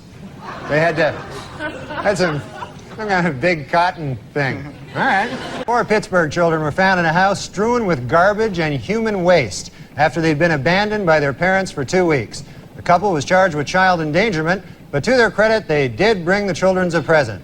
A T-shirt that reads, "My parents left me for 2 weeks in a house full of human waste, and all I got was this lousy T-shirt."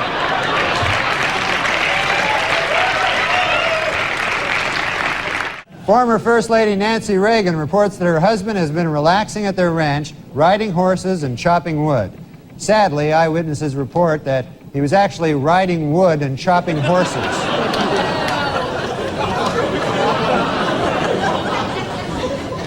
Finally, folks, next week, Jews everywhere will be celebrating the holiday of Yom Kippur, or as non-Jews refer to it, Wednesday. This week, President Clinton played golf with ex-presidents Gerald Ford and George Bush.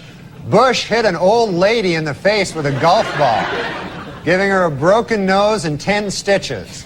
But don't be impressed, it took him 5 strokes to do it, so... And finally, in honor of the 50th anniversary of their first publication, Random House will be releasing special commemorative issues of many Dr. Seuss classics. The first to hit the bookshelves will be Green Eggs and Ham and O.J. is Guilty. This week, a court banned gays from marching in Boston's St. Patrick's Day parade, but they will still allow them to be beaten up by drunken Irish guys. Last night, the epic disaster film Twister opened to big box office and some controversy. The Reverend Jesse Jackson has called for a boycott of the movie, claiming that not enough black people in the film are killed by tornadoes. Finally, in entertainment news, there are rumors that actor Don Johnson is dating 71-year-old San Francisco socialite Denise Hale. An observer who spotted the couple necking in a restaurant will have trouble getting an erection for the rest of his life. Washington Power to some Mary Madeline and James Carville are expecting their first baby in July. No one knows if the baby will be a Democrat or a Republican, but doctors are sure of one thing: it will be weird looking.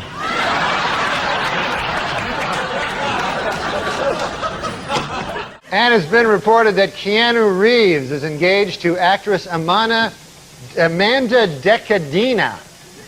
Asked to comment, Keanu said, "What? I thought I was gay. I'd always heard I was gay. Drivers, men or women? Well, according to a new survey, 55% of adults feel that women are most responsible for minor fender benders, while 78% blame men for most fatal crashes. Please note that the percentages in these pie graphs do not add up to 100% because the math was done by a woman.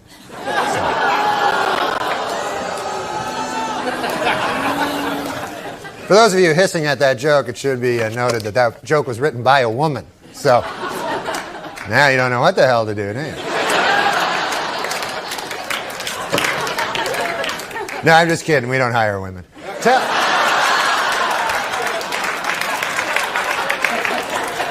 This week, Disney released a new CD featuring a rapping Mickey Mouse. To avoid controversy, the CD will not include the controversial hit single, Cat Killer. Beginning in March, DC Comics will change Superman's traditional red and blue costume to a new form-fitting bodysuit. The problem with the old costume? Not gay enough.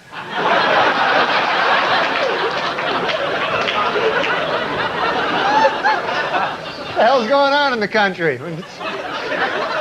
That's not Superman. According to the EPA, it will cost an estimated $295 million to clean up toxic waste at the former Lockheed Martin military aircraft plant in California. The cause of the toxic waste? You guessed it, Frank Stallone. A blind man felt Princess Diana's face last week and said she is the prettiest woman I've ever seen. He then picked up a toilet plunger and said, "Thank you for this royal scepter. I shall treasure it always."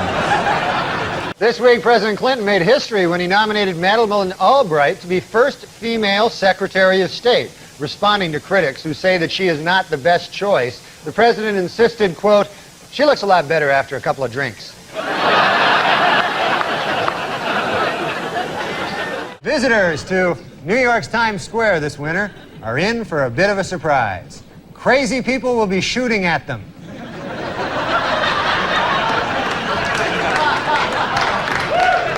O.J. Simpson's new fitness video was released this week, and hitting the shelves next week, Simpson's newest video, Dorf on Stalking.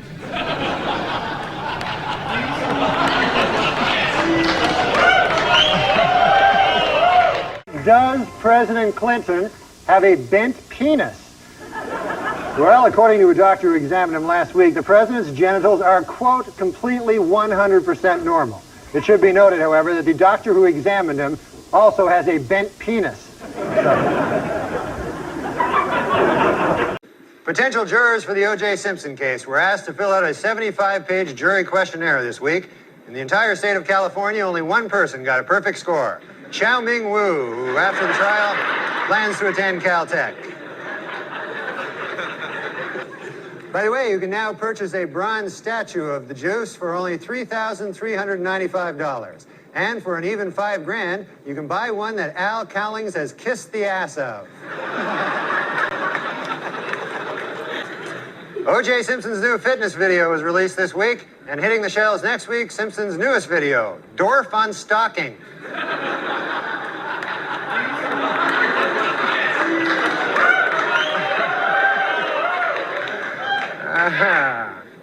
The crowd is torn.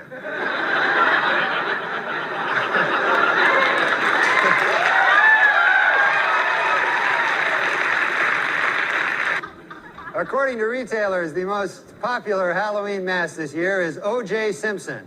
And the most popular Halloween greeting is, "I'll kill you and that guy who's bringing over your glasses," or trait.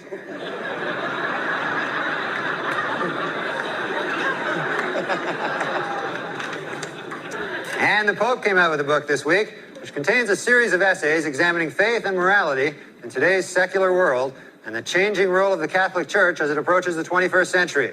The book is entitled, "God Himself Told Me That O.J. is Guilty."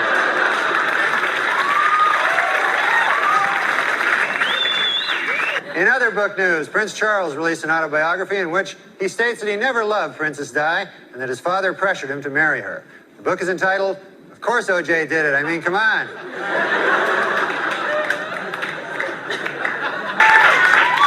In his book, O.J. Simpson says that he would have taken a bullet or stood in front of a train for Nicole.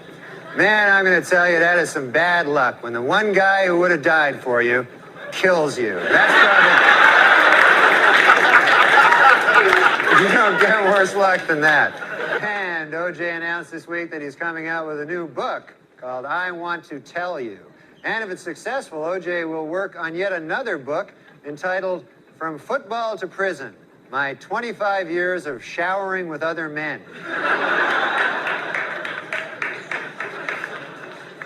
And finally, in honor of the 50th anniversary of their first publication, Random House will be releasing special commemorative issues of many Dr. Seuss classics. The first to hit the bookshelves will be Green Eggs and Ham and O.J. is Guilty. Judge Ito was interviewed this week by a local TV station in Los Angeles. Asked by the interviewer if it was appropriate for a supposedly impartial judge to be on TV with his case still pending, Ito said, "Maybe not, but how appropriate is it to kill your ex-wife?"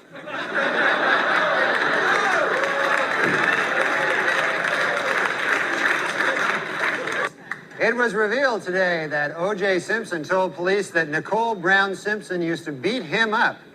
He also claimed that she and Ron Goldman killed him.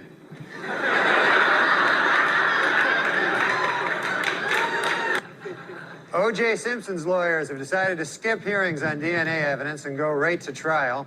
Asked why they did this, the lawyers replied, We want to get O.J. acquitted as speedily as possible so he can get back to doing what he does best, killing people. Well, let's get to O.J. O.J. Simpson's lawyers say they don't want the families of Nicole Brown and Ronald Goldman in the courtroom during the trial. They're afraid the presence of the family members will just remind O.J. of how much more killing he still has to do.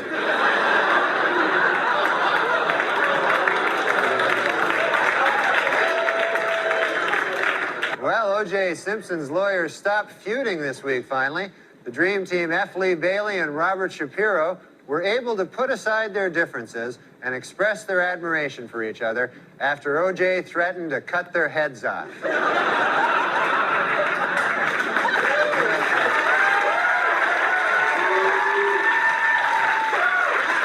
According to the National Transportation Safety Board, sleepy truckers are responsible for 1,000 deaths a year. In second place, O.J. Simpson at 2 deaths a year. It was revealed this week that defense lawyer Johnny Cochran once abused his first wife. In his defense, Cochran said, "Hey, at least I didn't kill her like some people I know."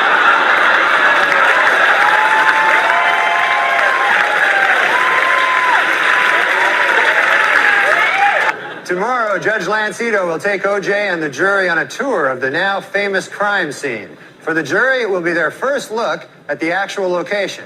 Of course, for O.J., it will be just a case of been there, done that. Judge Lancito was happy with the jurors' field trip to the crime scene last week. It went off without a hitch, said Ito. Not one murder. O.J.'s pal Al Cowlings now has a 1-900 number. For $2.99 a minute, Cowlings will tell callers that O.J. is innocent. And for $3.99 a minute, he'll try to do it without laughing.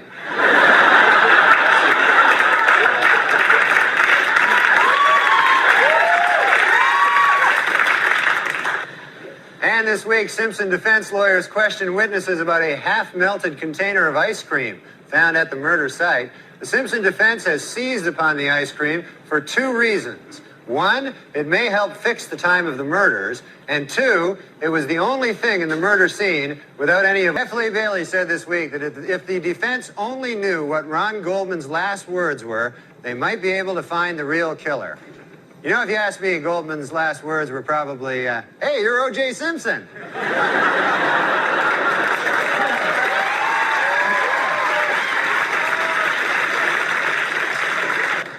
Oh, no, O.J. has struck again. How about that? Not a good thing. And in court this week, Cato Kalin testified that O.J. Simpson did not appear angry before or after the period of his wife's murder. But Kalin admitted he could have been a touch edgy while he was actually murdering her. Might have been a...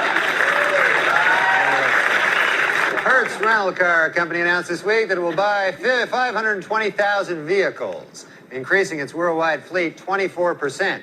In addition, they will try to find a new spokesman who won't kill his ex-wife.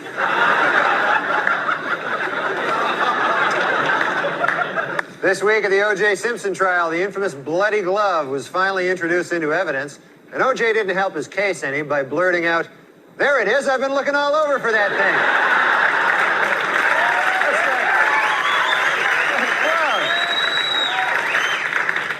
And a new shocker in the O.J. Simpson trial. This afternoon, Judge Lancito dismissed yet another juror, a 45-year-old African-American male, for failing to tell the court that he had once worked for Hertz Rent-A-Car and that he had once held Nicole Brown Simpson's glasses while O.J. killed her.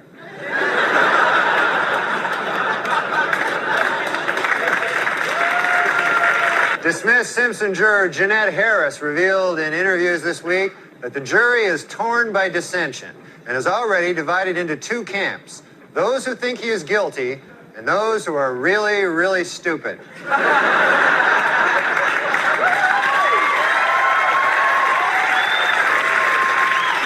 A bad week for the prosecution of the O.J. Simpson trial. Under intense cross-examination by defense lawyer Barry Scheck, LAPD crime expert Dennis Fung admitted that he may have contaminated the crime scene when he accidentally dropped a big bucket full of O.J.'s DNA. Our top story tonight, this week in the O.J. Simpson trial. After grisly photos of the murdered Nicole Brown Simpson were shown in court, O.J. turned his head away and wept. It was at that moment that he realized he would never be able to kill her again.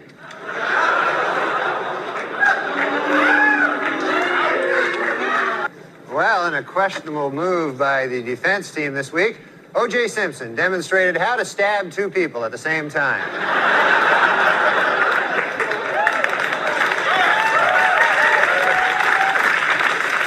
Remember 12 Angry Men, the classic courtroom drama? Well, the first film about the O.J. Simpson case is in the works. It's entitled 9 Angry Black People, 2 Scared Asians, and a White Guy Who Hasn't Spoken Since Rosa Lopez.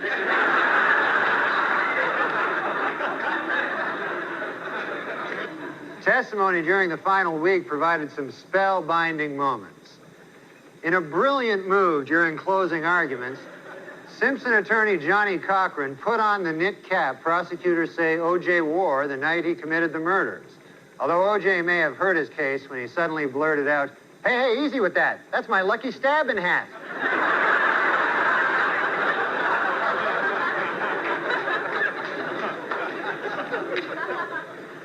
Well, the trial of the century is over. Late yesterday, the fate of O.J. Simpson, the most famous murder suspect in United States history, was placed in the hands of the jurors.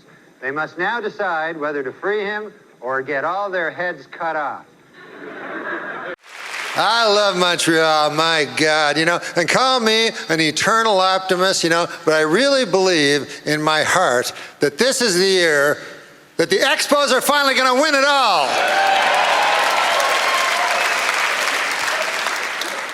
Montreal, famous for a lot of things, you know, one of them being the greatest strip clubs in all of the world. Yeah. Last night, are you aware of Club Super Sex? Yeah, so last night I went to Club Super Sex. I chose the soup. Big mistake.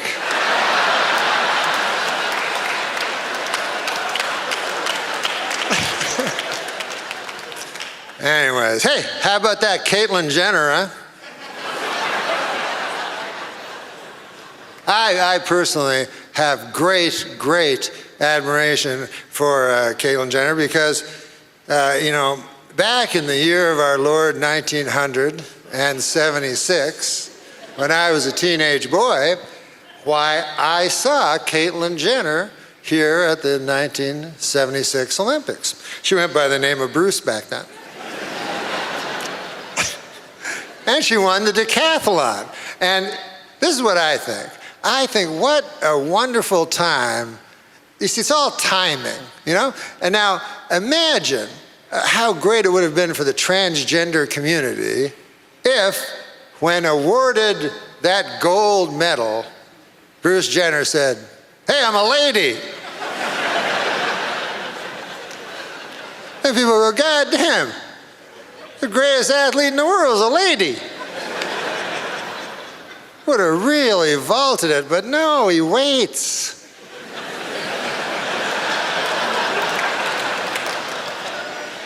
Waits until he is 65 years old. Now, you know, in all seriousness, I mean, in all honesty, is there really that much difference between a 65-year-old man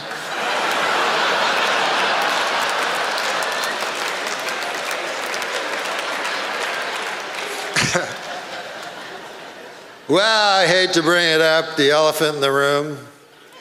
There's no elephant in the room, by the way, don't panic. What if there was an actual elephant in the room? I'm like, I don't want to bring up the elephant in the room. Yeah, no, go ahead. No, seriously, yeah. I think I should bring up there's an elephant in the room. No, go ahead. No, the elephant in the room, of course, here we are at a comedy festival. And of course, this was the year of Bill Cosby. And this was tough on me as a comedian. And I'm sure on many of the comedians you'll see here tonight because, you know, there's a trailblazing comic, Mr. Cosby, you know, and I remember growing up and listening to albums of his with my dad, and by God, I loved him, you know, and I tried to emulate. Really loved Bill Cosby, you know, and so to have this happen just made me so sad. You know, a friend of mine said to me, he said, Norm, you know, the worst thing about it is the hypocrisy. And I said, I don't think that's the worst part.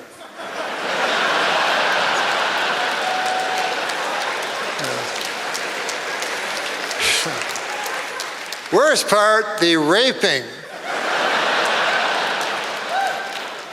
Then it would be the drugging that preceded the raping.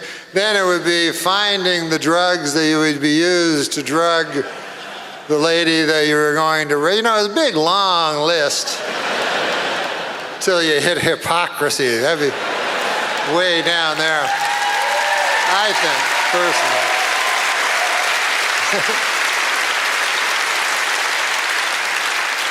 As a matter of fact, I would venture to guess, and I don't know, I have no empirical evidence for this, but I would venture to guess that most rapists are hypocrites.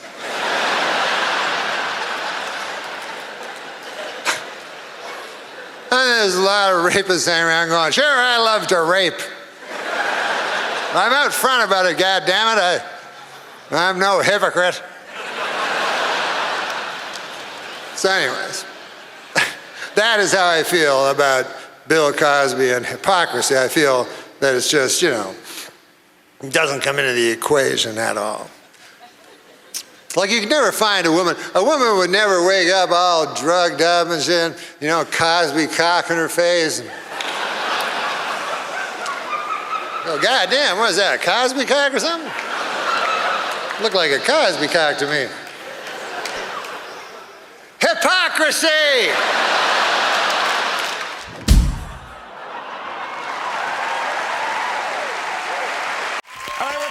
Norm MacDonald, and you know, you kind of surprised me because you did MTV Beach House recently, and you know, there's a certain kind of person you expect to show up on the MTV Beach House, and I hear we'll be right back with MTV Beach House. Our special guest Norm MacDonald. I'm like, what the hell are you doing? It's this. What was that? It's this show on MTV, right? I know. And it's at a beach. It's at a beach. And they don't script anything. Like, you know, they do like for, anyway, so the dude, the host, was like, hey, Norm, do you mind wearing a pair of trunks, you know, bathing trunks? And I go, no, I don't want to wear that, you know, because I'm like, my body's like all weird looking and everything. And everybody else is super hot ladies and super hot men, you know, I don't, you know, whatever. Whatever you, wow, so, got an issue about that. All right, go ahead. So I'm on the show, right? So they're saying, hey, come on, seriously, put on the trunks. I'm like, no, man, I don't want to. So then they think this will be funny. They go, hey, we're going to show you a fashion show. Some dudes will come out, you know, and show you, you see what you think. I go, what? So all of a sudden, these three dudes come out, right, dancing around in their thongs and shorts and everything. They're wearing thongs or shorts? Which one? Bathing trunks, but some of them are like thongs where you can see their dirty arses. So,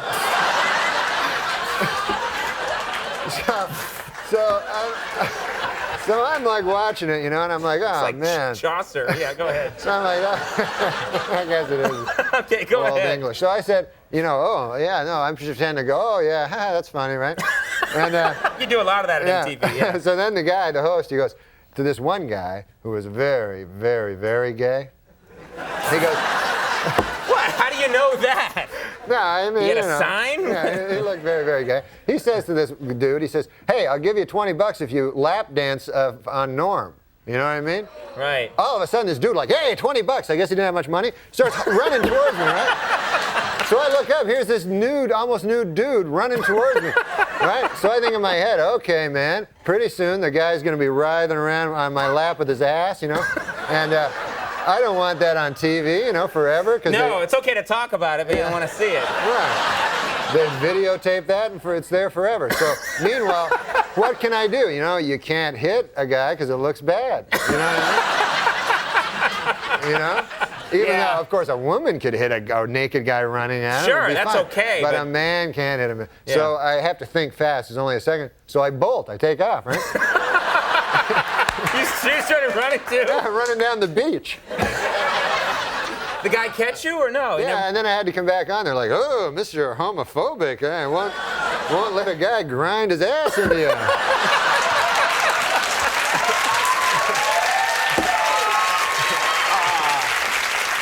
You got to work on that. Hey, I'm going to miss Andy on this show, man. Oh, yeah. He's got to leave, huh? How bad is that, huh? Yeah. He should stay. You want him to stay.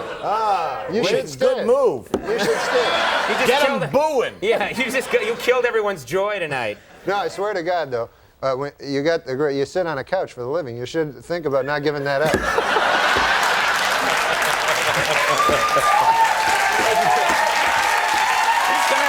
That's a great job. That's a great job. You sit on a couch, and you sit on a chair. It got to be too much, though. I'm looking to lay down. Got to tone it down a bit. No, but you're a great man, and I'm going to miss you on the show, man. You're a great man, isn't he? Thank you. Great man. Maybe he'll change his mind. Maybe. I keep asking him. Yeah. He's like, nope. Maybe if the internet, they start like writing "Save Andy," you know what I mean? It's not save him because he's it's leaving. his choice. Yeah. That's the hard thing. Now listen, we want to talk about your uncle because every time you come on the show, you have a story about your uncle who lives up in Canada. Oh yeah, he's a Frenchman. Yeah. Yeah. And you always have like a little story about him. Jean-Luc. Oh yeah, he's a crazy character, that dude. He originally visited New York City. Hello? I'm just having a drink. I can listen to you and have a drink. It's not like I went like this. Hold it. Ooh. Ah, liquid. Huh? I'm still here. Let's see if I got this right. You've got an uncle, lives up in Canada, named Jean-Luc. Jean-Luc. Occasionally he visits. Once time he visited New York. I came to New York. So I'm living in New York, you know? And Jean-Luc, I'm excited. Jean-Luc's going to come by, my crazy Frenchman uncle. So he gets in the cab, right? When he gets to the airport. Yeah, when he gets to the airport, the cab driver picks him up, and the cab driver says to him, "Hey, Frenchman," he says, do you like riddles, you know? So my uncle Jean-Luc is like, yes, I love the riddles. That's how he talks. He goes, I like nothing better than a riddle. So the cabbie's like, all right, here's one, right? So here's the riddle. His brothers and sisters, I have none, but this man's father is my father's son. So my uncle goes, I don't know. Right? So the cabbie goes, it's me. It's me. Oh, yeah, makes sense. Oh, he thinks about it. Oh, by God, he says, that's a good riddle there. He says, I have to tell my wife, Mary Claire, when I get back to Gaspé. That's where he lives, Gaspé. Right. So he's like, take me back to the airport. And the cabbie's like, what? Right? The cabbie's like, I thought you wanted to go visit Norm there. No. I go back to the airport. All right, you know, I have to tell Mary Claire. Seems odd, right? Right. Gets back on the plane, flies all the way back home there to Gaspé. And he gets back, right? Runs in the door. Mary Claire, où êtes-vous? You know, where are you, Mary Claire? Come on down here. I have a riddle for you. She goes, oh, Jean-Luc, I love the riddle. She's a woman, high voice. Michael Jackson was visiting. Yeah, all right. So, you're going to love this riddle. How was New York? Forget about that. I got the riddle. Brothers and sisters, I have none. But this man's father is my father's son. She goes, oh, I don't know. Who is it? Some cab driver back in New York.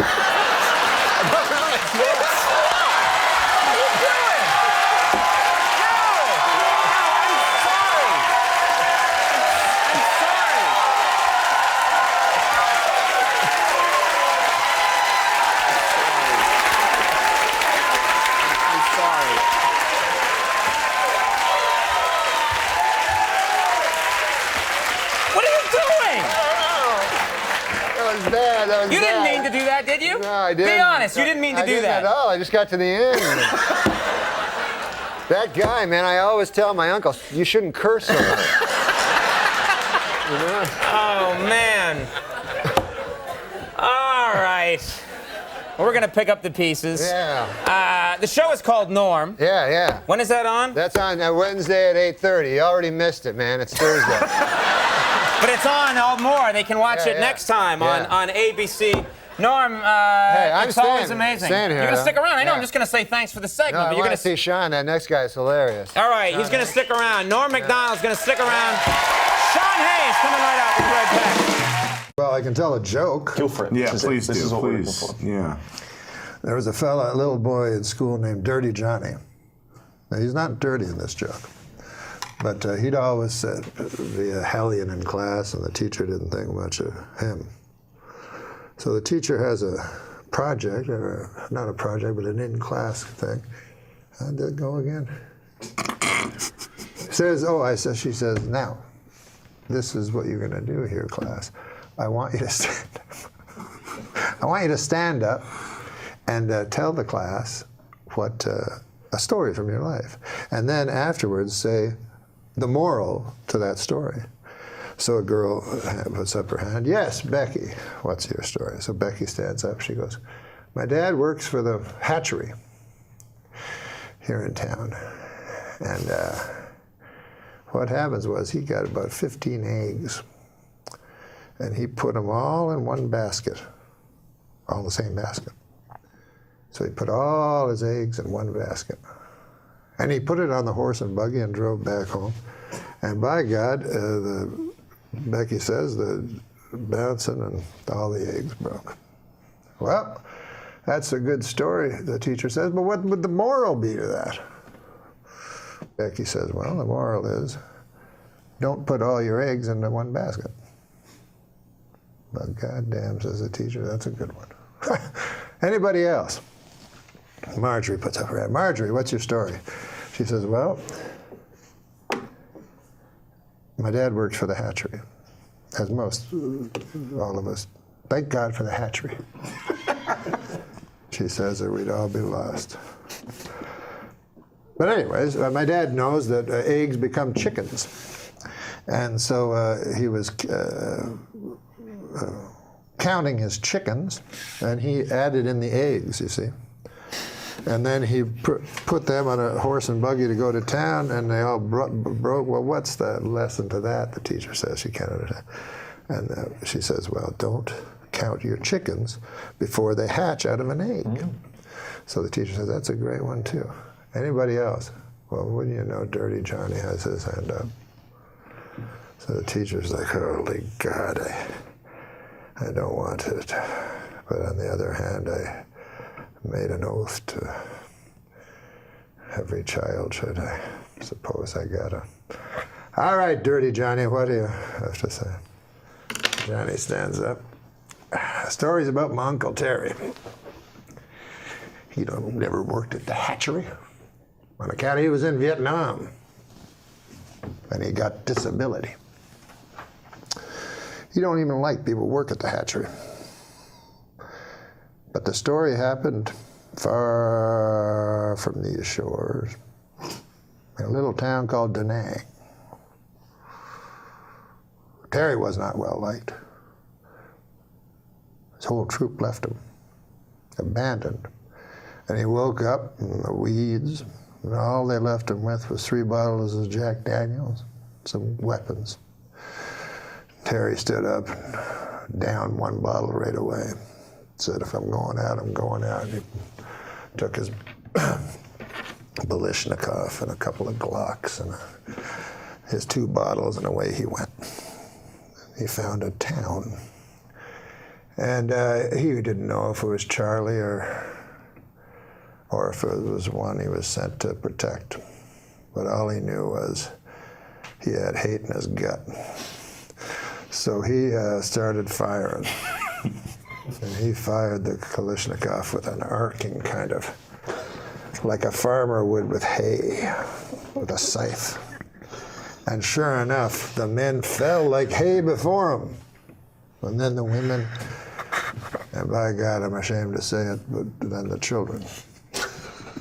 And finally, all was left was Uncle Terry standing in the mud and the blood and the glory.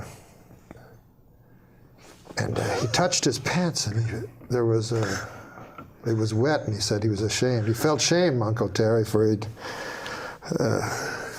pissed himself. Well, he touched it again. It was not urine at all, but ejaculate. And Uncle Terry felt pride where shame once was. And the teacher's like, good Christ, what kind of a story is that? What the hell is the moral to that? Oh, well, he says, when Uncle Terry's been drinking, you don't fuck with him. Now, especially if you work at the hatchery. So listen, guys, this has been fun, hasn't it? This has been probably my It's just been good. It saves me a trip to my senile uncle. So that's,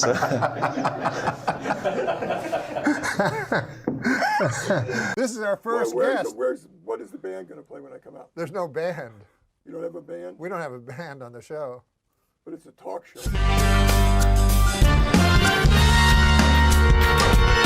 Hey, welcome to the show. This is a podcast, but it's on the TV also. And I'm here with my trusted sidekick, Adam Egas. That's right. How are you, Norm? Your life is going well? Couldn't be better. But you're always in trouble with the law? I wouldn't say that. A little bit. Well, I mean, yeah, a little. I mean, I did just get out of court. Don't you think that possibly we're boring the shit out of the public right now? About Adam Egas? Yeah, just having non sequitur talk. No, this is not non sequitur. When are you going to introduce me? Well, maybe we should introduce Super Dave. Can I say one thing? Can I just say one thing? Yes. I have not seen you in so long. I know, it's been a while. I love you. Makes me very sad now that you're I've gained 45 pounds. I don't care. A man as brilliant as you are is doing a podcast for 18 people. He's sober for 9 months. Yeah, 9 months today. That's like 3/4 of a chip. Can't tell you how much I give a shit. You don't care? No, I don't care. I don't care if he's shooting up while we're doing the show now. Now this guy who killed the cops. Yeah, explain to the folks. I don't want to explain anything. If you're going to say that after everything I say, I'm going to leave. No, I've heard people say that. This is the cheapest thing I've ever been involved in. No, I've heard people say that. If I didn't love you, I would be so gone now. I can't tell you. I've heard people say that. Explain to the folks who that is. Dorner, yes, Christopher Dorner. Yeah. Okay. Explain to the folks who he was. Tall. He was the African American. African American match in Indian Wells. Yeah. And I saw Rafael Nadal play. He's my favorite. Rafael Nadal. Explain to the folks who Rafael Nadal is. Oh my God. No, of course, Rafael Nadal. I'll explain. Okay. Rafael Nadal. Am I going to have to explain everything to you? No, to the folks. Explain who Kim Kardashian is. Never mind. Because I think the joke was predicated on knowing that she has a big ass. Wasn't it? People don't know that. The heaviest I've ever seen. And since I've gained it, I sweat like a yeah, you sweat like a whore in church. I don't mean to be what? I don't mean to be filthy, but a whore in church. Yeah, she's nervous, so she sweats because like Chris Dorner. 2 women on a bridge. Yeah.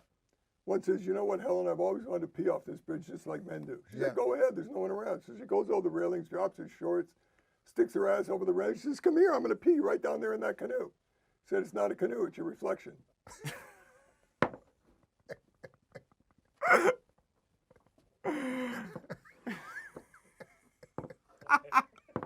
Your asswipe producer just held up a sign, let's take a break. Where are we going? We're talking to 6 people. You know, we could get on a bus right now, the 3 of us, and yell out the window and reach more people.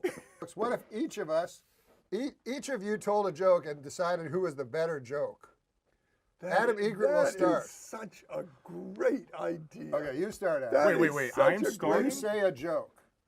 Let's take a break. Let's take a break. Yeah, I think we should probably take a break. Okay, we'll take a break, and then we'll do the joke off. No, we're not doing the jerk off. Joke? No, it's a joke off. No, yeah, wildly different. We're not doing it. You don't think you can take them? It's got nothing to do with it. We're taking a break. I'm going to tell you the greatest talk show in the history of talk shows was Mike Douglas. Mike Douglas. And his co-host was Sly. Now, people are going to think that's Michael Douglas. You should probably explain to the folks. Well, who's watching? Is this in the United States? Well, I'll explain to them. Yeah, no, don't explain everything. Mike Douglas. Mike Douglas take everything out of it. There's no sense being here. I'm saying to the folks at home that Mike Douglas was a talk show host, someone in the vein of Merv Griffin. He was a singer. Call me when you're through, because I forgot what I was talking about. And then another time, and this is horrible, but it kills me. John Biner was the host of Bizarre. Yeah, he was the host. For the folks at home that don't know, he was a famous impressionist. Can we explain what Bizarre is? It was a TV show I believe it was just John Biner and a bunch of Canadian actors. It's a great show. It went 6 years, the first series in the history of cable. No, I know. I wasn't saying it as an epithet. I meant I liked it. Don't use epithet when you don't know what it means. We went over words before this show, and I asked you, do you know what epithet means? You said no, and now you use it. But let me ask you this, though. No, seriously. let me go on with this story. Oh, is there a story?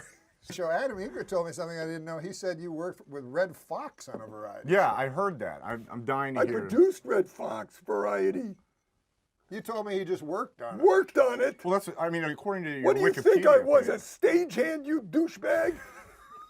Worked on it. it's not the Did you first time I've do been called your douchebag notes? today. No, I want got you all my back on information drugs. from I'm Wikipedia. serious. I Yeah, want you back on stuff so you this know. Close. I'm gonna do a Two shot. quick Red Fox stories, okay? Yeah. We're meeting at his house. Red Fox, for those of you who don't know. Oh my God! Oh my God! Was played. Of course, most people know him as Sanford and Son. He played Fred Sanford. Right. Which was his father's actual name. Is that right? You know, if I had steroids, I'd take them right now. Steroids? Yes, I would take them right now. Why would you take Just steroids? so my then? arms would pump up, I'd get you in a headlock and pop your head. Oh my goodness gracious! He's got a point. I've never heard such a thing. You know, I would rather do a show with. Look. I would rather do. In the I'd middle of rather your do a story. show. I'd rather do a show with a signer. I'm serious, for the deaf. No, but in the middle of Oh, your story. yeah, he told me, let's take a break. I'll show you a break. Oh, that's a great fucking story. Let's take a break. But what do we take a break for? This isn't a television show. Yeah, we You got. don't have sponsors. This is the first time you've been on. I got sponsors. You do? Who do you have? No, he has a Yeah, sponsor. call one of them right No, now. I trust He me has a after this. sponsor. I got it. No, don't Because he's explain an it to me. I alcoholic. got it. You have to explain to me them. They got to No, know. folks. How gonna take a sad break. is it that a talent of yours has to do this? Adam had a question he wanted to ask you about your comedy. Yeah, I've been chomping at the bits to ask this one. I've been thinking about it all week. Norm told me to come up with some questions for you, and I've just been dying to know where do you get your ideas from?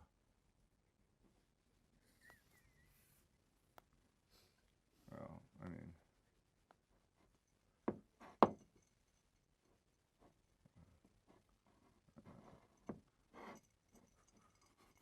Why didn't you answer his question? What was his question? Ask it again. Don't ask that Make me again. That ask was that the again. dumbest Too bad. goddamn question I've ever heard. You just want to know where you got Yeah, your well, I ideas? got to tell you where I got it, at Ralph's. That's where I got it. any particular Ralph's? Yes, or- no, it's at Beverly Hills Ralph's. Okay. Got it in the On meat Bever- section. the one on Beverly. Beverly Drive, So- okay. Did you see this? Cardboard piece of We shit. should explain to the folks Explain to table what's is. going on. that Super Dave is addressing Daniel Kellison, the producer. Oh yes, Daniel Kelson, our trusty producer, who I think's done a great job personally. Oh, suck his ass, because you're not coming back unless you do. Okay? Let's roll the clip. Oh, not another one. Oh yeah, There's you know no what? There is no clip. clip. We have. He said, let's roll the clip, and it's a picture.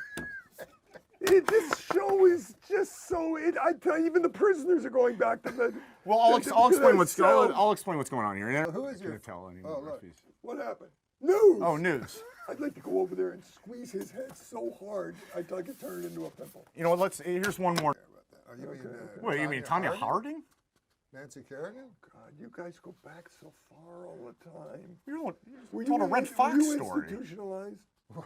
The two of you, were you institutionalized Yeah, together a couple in a times, double yeah. bunk bed? He Because was. Yeah, not me. I mean, you've never frankly, been I was. institutionalized. But I, Again, I Don't apologize. ever I say that apologize to both again. of you. I mean, it's sticky lie. Yeah, it really Okay, is. go ahead. no, Well, hold up a sign, dickwad.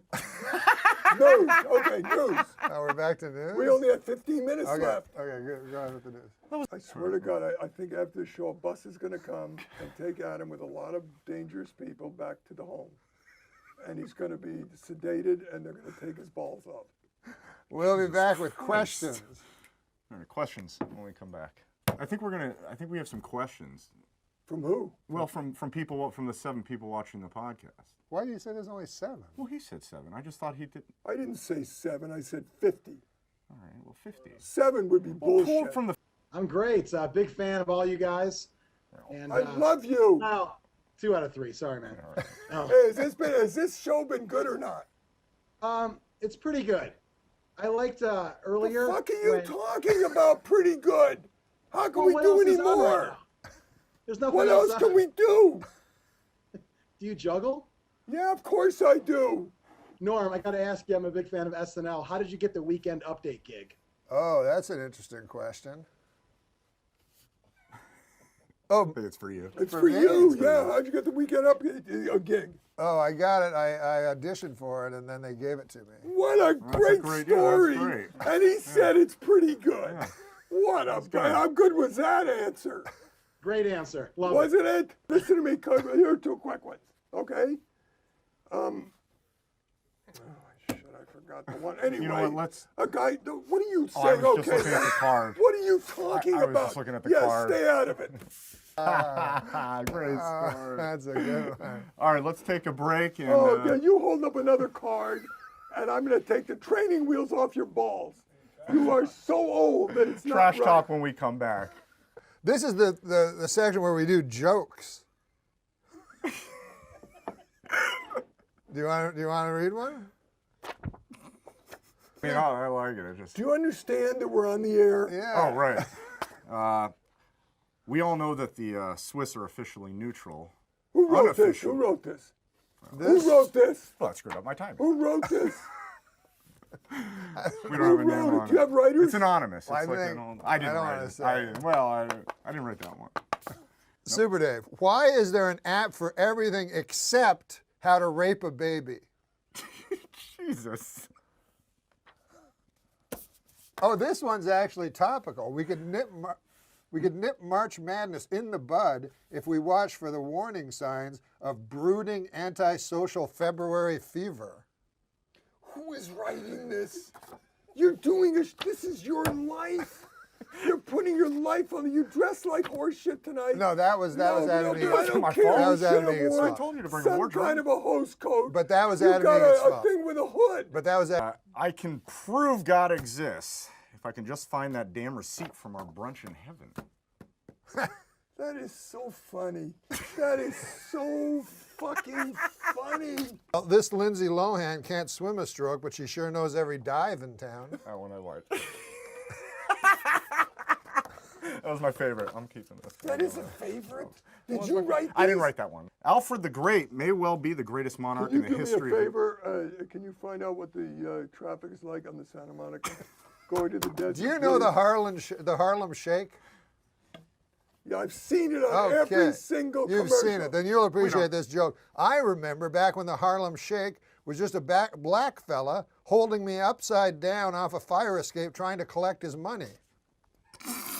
Can you find out what the quickest way is to the Santa Monica Freeway, please? And don't call me again. Super Dave. I don't care about anything. You don't call me again. There's no last minute fill in. There's nothing. Okay?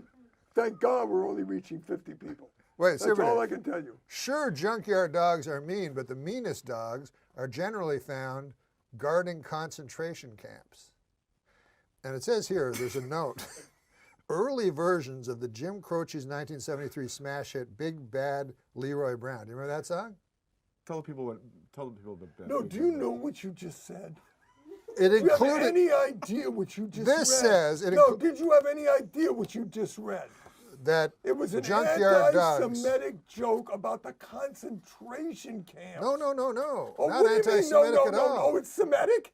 No. Well, you know, I know what the problem is. They Did you write it? I didn't write that. Who wrote it? They Are you- use the meanest wrote it? dogs. I don't know who wrote it, but I think the problem is that some people might not know what the concentration camps are. So you might need to- Concentration camps were found in Poland. Oh my God! And Oh, what? fucking What? almighty. Oh my Christ Concentration almighty. camps. Please were get my nurse. I swear to God, get her in here right now and No, I'm reel trying me to away. explain to the Did you folks tell who me- You know. are Did you have too much you salt? know what? This is your first show, and these are the. Well, I don't want to bring up the systemic, extermination attempt against the Jewry of Europe, but this says on this piece of paper that Bad Leroy Brown initially included the line "meaner than a concentration camp dog," but Croce decided it was unpleasant to the ear. And it was also offensive to Jews, gypsies, and homosexuals. Little did it matter, Croce would be dead within You know the what year. I'm going to do tomorrow? I'm going to watch the fucking View. Last joke. Alfred the Great may well. That's the one you wouldn't do. Serious? I tried to read it. Did you read these before he did them? You're the producer of the show. All right, do you have one more joke? I didn't read any of these. They're his. Wait, I didn't write I read the ones you told me to, but I didn't write any of these. I don't understand. I don't understand any of these. I don't even understand that how you could take a segment to end your first show when these ratings are so important. I mean, people at home, that guy who wanted to know how to become a comic. Who, JP? No, the guy who wanted to know know how how to to become a yeah, comic. right. How can you tell him how to become a comic when you're reading that? Some gold-plated chains would make a nice retirement gift for a very, very good slave. Well, Are you serious? Well, this was written. Are you serious? This was written years Did ago. you just write that? I didn't write Did it. you just say that? No, I read it. Yes. You read that? It was it was written, Oh obviously. my God Almighty! I'm not part of this. No, it was written No, before. I'm not part of this. No, you can't read that. Researchers at Harvard found that 1 in every 10 U.S. deaths is a result of too much salt consumption. Now, I smoke like a chimney. I'm You a do, terrible. really? I do. I'm a terrible driver. I've dated some women that probably own guns. A lot of things would have to go very, very right for me to die of salt. The only thing I can pray for is that I die of salt and not, begging for mercy. So I think that's nonsense, that people should be afraid of too much salt. Now, I know you eat a lot of salt, though, Norm. We were discussing this earlier. And You know what it's like? It's like I'm in a drag race car, and I just left the line, and I'm told that there's something wrong with the fucking motor, and I've got to put an emergency brake on at 90 miles an hour, okay? And I'm sliding all over the goddamn track, out of control. We're talking about all of a sudden, we're doing Meet the Press. All the humor's gone. Everything is gone. In all Who fairness, gives a shit if you're... Did you show a clip about dying of salt? but he had all those jokes for it. They're not jokes. They're not jokes. Those aren't jokes. That he has trouble with other things, and if he had salt, it was, you didn't get that part? I got some of it. Little did it matter, Croce would be dead within You know the what year. I'm going to do tomorrow? I'm going to watch The Fucking View. Norm MacDonald is a comedy icon. He had a reputation on Saturday Night Live for being one of the ballsiest Weekend Update hosts to ever sit behind the desk. Tina Fey once said that Norm was the last dangerous cast member on Saturday Night Live, and he's also been described as the first and last bad boy of SNL. Eventually, Norm was fired from the show, though, and why was he fired? The show blows! No, Norm was actually fired for his unwavering integrity and loyalty to his friend Jim Downey. In this video, we're going to talk about the real reason Norm MacDonald was fired from SNL and some of the common misconceptions about why Norm was fired, along with why Norm took his secret to the grave. So if all that sounds interesting to you, then let's hop right into it. To begin with, a common misconception about Norm MacDonald's firing from SNL is that it was done by NBC executive Don Ohlmeyer because of all the jokes he made at the expense of acquitted murderer and common breakfast beverage O.J. Simpson. Don did raise some issues to Norm and Jim Downey about this, but it's not the real reason that Norm himself was fired from the show. Part of the reason so many people have believed this for so long is that Norm went on the Howard Stern show and Late Night with David Letterman and built this narrative that he made an enemy in Don Ohlmeyer after he was told to stop making O.J. Simpson jokes, yet Norm persisted because of his authentic internal comedic compass. You had heard rumors that there were going to be changes. It doesn't look good. And so then the guys go, hey, man, you got to call this dude Don Ohlmeyer, the president of the network. And they're telling you you've got to call Don Ohlmeyer. Right. So when you called Don Ohlmeyer, what did he say? He said he didn't want me to do update. He doesn't think I was funny.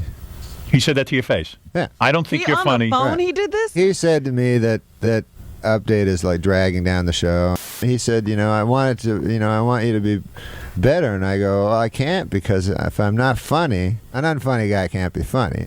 Lorne Michaels fire you? No, he didn't. He didn't fire me. Right. He likes me and stuff. Well, it's his show, isn't it? I thought it was his show, yeah. They said that this guy, Don Ohlmeyer, who turns out to be the president. Yeah, now I know Don Ohlmeyer, and Yeah. just between you and me, he's an idiot. Oh. So he goes, oh yeah, I'm firing you there from the show. And then I said, oh, that's not good. I said, why is that now? And he goes, oh, you're not funny. Yeah. And then I said, I said, holy Lord, that's even worse news, you know? You have to be philosophical about these things. I mean, at first, like when I found out, you know, I was upset, but then, you know, I really started to think about it, you know, and plus I drank a lot of whiskey.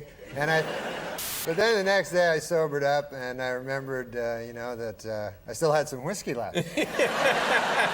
Now, these interviews are legendary and possess endless rewatchability, but Norm knew what he was doing here and was concealing the true reason he was fired to protect his friend Jim. To understand how Norm was protecting Jim Downey, we need to first understand who Jim was and what he meant to Norm Macdonald. If you're a veteran fan of comedy, Jim probably needs no introduction, but in case you need your memory refreshed, Jim Downey is a comedy writer, not just any ordinary writer. Jim holds the record for the longest tenured head writer in Saturday Night Live history, with 10 seasons under his belt, and also the record for longest tenured writer in the show's history, with 30 total seasons under his belt. He also wrote for Late Night with David Letterman as head writer in a crucial and formative stage of the show. Jim was like the Babe Ruth of comedy writing, not because he was good at it before black people were allowed to do it, but because he was just a powerhouse of comedy writing. Dennis Miller even called him the second most important man in the history of Saturday Night Live behind Lorne Michaels, which is one hell of a compliment. The point is, if you have any recollection of moments on Saturday Night Live that were good, there's a strong chance that Jim Downey played a huge hand in the development of it. He was also the school principal from the movie Billy Madison who said this classic line: "What you just said is one of the most insanely idiotic things I have ever heard." Even some of the best jokes on Weekend Update were written by Jim Downey, which brings us right back to Norm Macdonald. Norm and Jim reportedly spent a lot of time together, away from the cast and crew, which is where a lot of the writing took place. Norm and Jim got along really well, which caused their working relationship to grow stronger. Jim even said for a while they stopped doing OJ jokes to make people think they were fully done with them, but then brought them back later on, which is such a funny move. I'm sure we did an OJ joke, at least one OJ joke every show, yeah. From 94, 95, and 96. And then finally, the fall of 97. So we opened that season, the fall 97, right? Spring 98. We didn't do any OJ jokes. We didn't do any OJ jokes for the first 8 shows. Wow. And then the Christmas, it was a long stretch of like, it was like the bombardment has stopped, and then suddenly, I think they stopped. They have stopped. You know, it's peace in the valley. And then on the 8th show, we did 2 OJ jokes. Hilarious, man. However, when Norm and Jim were told to stop making jokes about O.J. Simpson directly by Don Ohlmeyer, the two would disobey this order, which led to Jim being in hot water with the show producers. Then when Norm was asked by the producers how he felt about their decision to fire Jim, he did not hold back and gave his honest opinions about it. Jim tells the story of exactly how this happened on Conan O'Brien Needs a Friend. People who are fans of Norm deserve to know this about him. The network went to Norm and said, "We want to get rid of Jim Downey, and we just want you to know you're cool with that, right?" He said, No. If you can't fire him, if you fire him, I quit. And they go, "That's crazy. I mean, you know, he's not helping you, you know." And he said, "Well, no, I'm not doing it without him." And he never told me that. And I didn't hear that for years. I heard it from some network executives. And and part of everything else, if that had been me, that would have been, you bet Norm would have heard. You know, you would have talked about it. Yeah, of course. I mean, come on.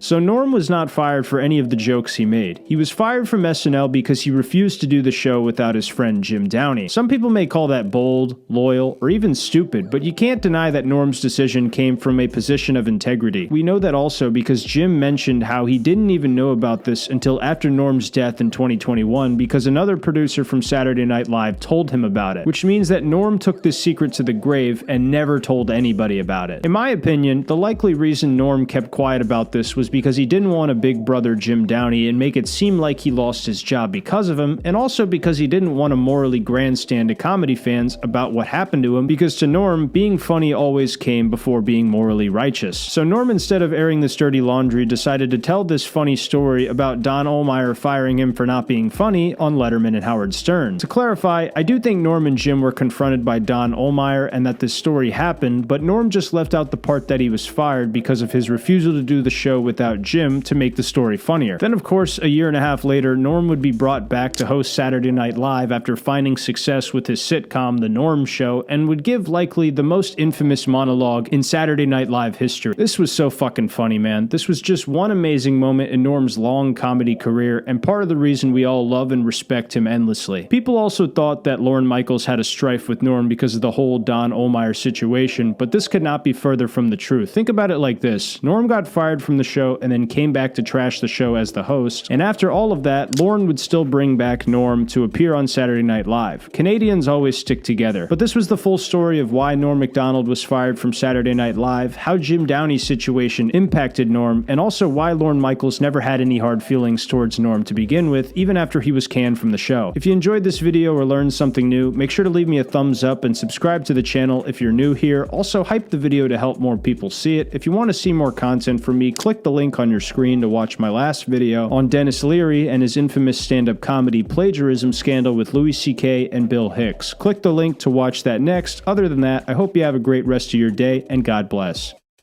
And I watch SportsCenter while I'm digesting my Count Chocula, and I phone my friend, Fat Freddy. And I go, hey, you want to eat a cheese sandwich or something around 3 o'clock? I got to wait for my Count Chocula to digest, but how'd that settle with you? He goes, yeah, great. So I get together with him, and on my way I get some groceries to bring home for later, and then of course there's dinner, you know? So most of my life is finding and consuming food.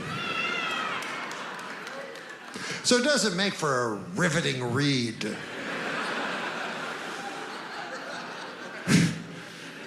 It's incredibly repetitious.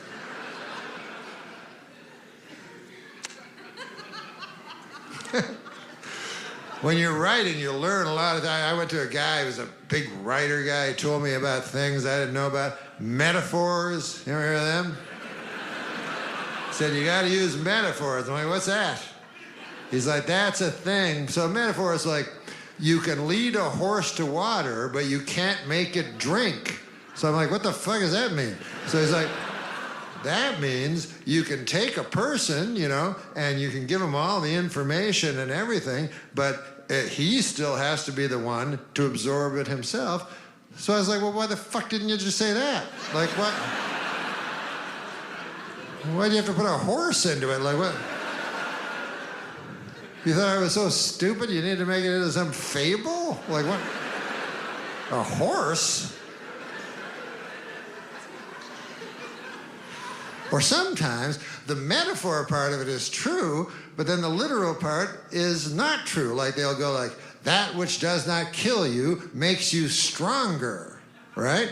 Now, metaphorically, that's true. Like maybe a woman breaks your heart, you know, or life deals you a bad hand, and then the next time you're prepared for it, and it doesn't hurt you as much.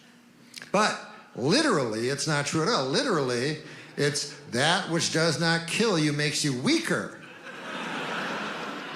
And will probably kill you the next time it shows up.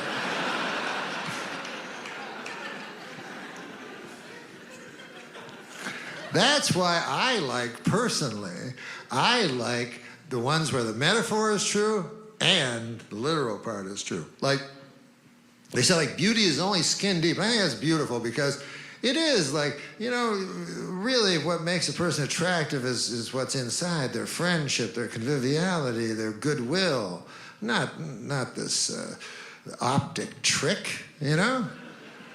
And so it has that. But also literally it's true because you could be, you know, the handsomest guy in the world, you know? You'd have like this chiseled jaw and beautiful thick mane of hair, you know?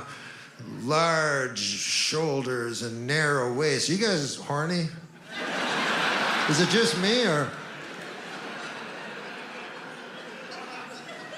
Giant quads, a perfect body, 6% body fat, you know? But you take that same guy and you skin him.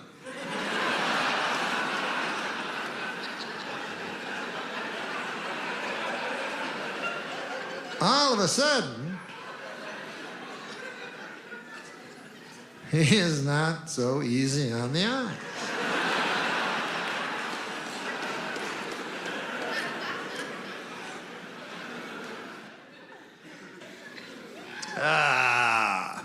Getting old, you know. I asked my doctor, this is interesting, because I wondered, you know, I know the first two causes of death, heart disease and cancer, neck and neck, you know, to kill you.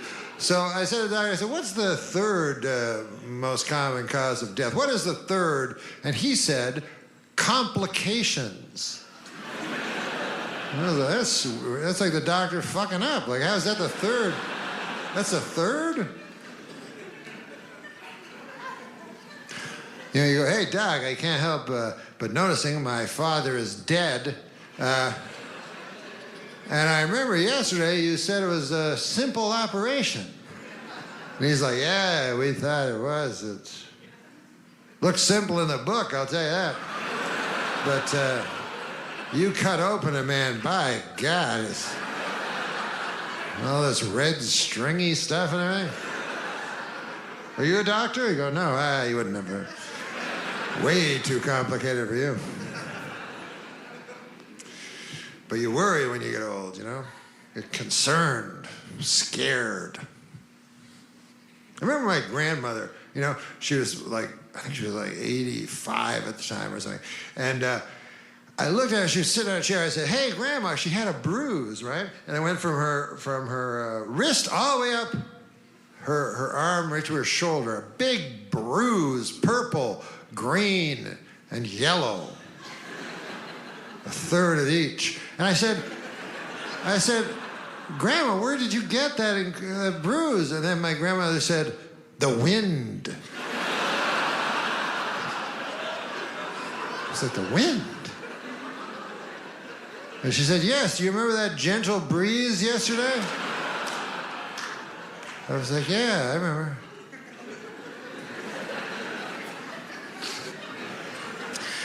My parents were teachers, which is a noble profession, everyone says. They're fine people, but you know what's weird? They all say teachers are the real heroes. My folks, not heroic at all. And as a matter of fact, I have never met a teacher that showed any heroism. And I've known a lot of teachers because I was a student for years and years.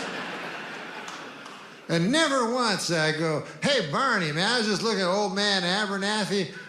You know, the way he's erasing that chalk on the chalkboard where he put the chalk earlier.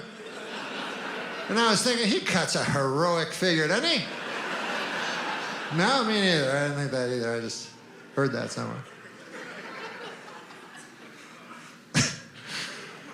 And it's not that hard a job when you think about it, you know what I mean? Like, it's a pretty good job. If you have a job where you go to work, like grade 3, you go to work, and you're 50 times bigger than everybody else that you work with, that's a pretty good job. Plus, they do all the work. You do nothing. That's... How about the students? How about giving some of them the heroism, you know, the 5-year-olds that are working for free? And what do you need, really, to be a teacher anyway? What's the, you know, qualifications? Let's say you're teaching a 3rd grade. What do you need? A 4th grade education. Really, anything above that, you're overqualified, really, you know? I don't like school. I like before school. Man, do you remember that? Before you had to go to school. Man, that was the greatest time ever. I'll never forget. Those were my finest days, man.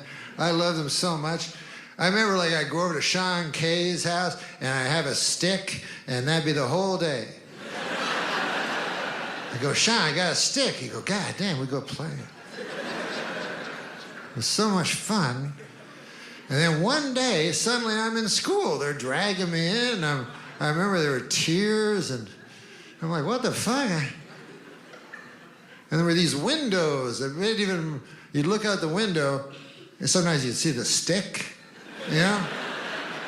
And you go, God damn, do these people's cruelty know no offense?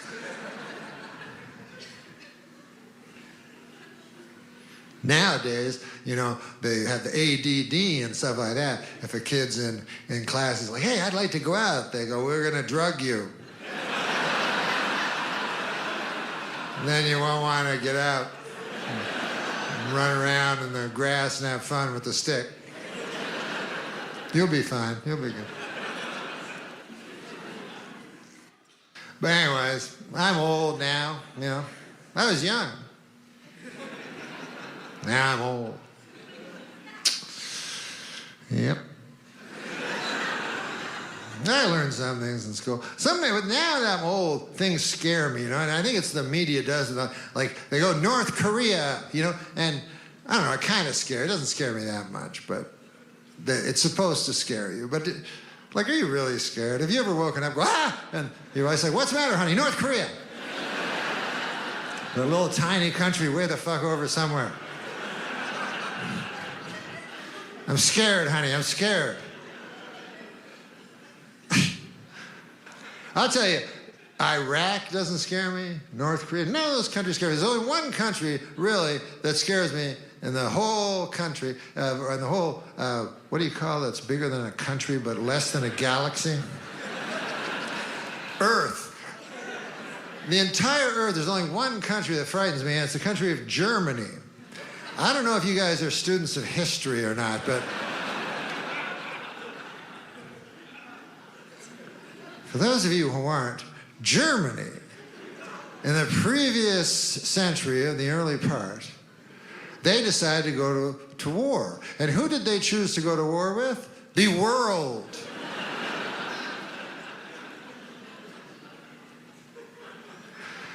So you think that would last about 5 seconds and the world would fucking win and, you know, that'd be that. But I think it was actually close. And then, I don't know how that worked, but then 30 years pass and Germany decides to go to war again. And once again, they choose as their foe the world. And now, this time, they really almost win. So at this point, you would think the world would go, okay, Germany, you're fucking not a country anymore, all right? The fuck? You're not a country because you keep going to war with the world. And no one does. What do you think you are, Mars? Think you're Mars or something?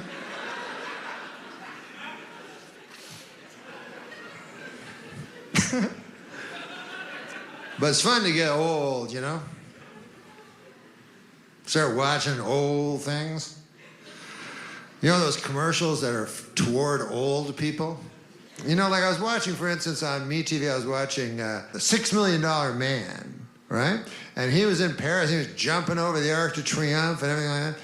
And then, just by luck or coincidence, they went to a commercial, and it was a commercial starring Lee Majors, the $6 Million Man, but as he is today, like an old man. So he's jumping over, and it was for the bionic ear. And it wasn't the real bionic ear from the show, it was a fucking hearing aid. So you see him jumping over the Arc de Triomphe, and then it cuts, and then he's in the studio, and he's like, I can't hear too good out of it. This one's no good at all. This one's all right. This one may as well not even be an ear.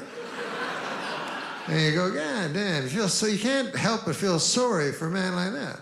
Because, you know, at one time, he got a phone call from his agent, you know? And he probably had all kinds of hope, you know? His answer is, hey, Jerome, my God, I haven't heard from you in 30 years. You got something for me? Well, let me guess. I bet I know what it is. It's that movie I wrote, The Return of the $6 Million Man, starring Ben Stiller. And then I show up as a judge for 2 minutes. Is that the one? No. Well, what is it then? It's a... No, not out of this one, nope.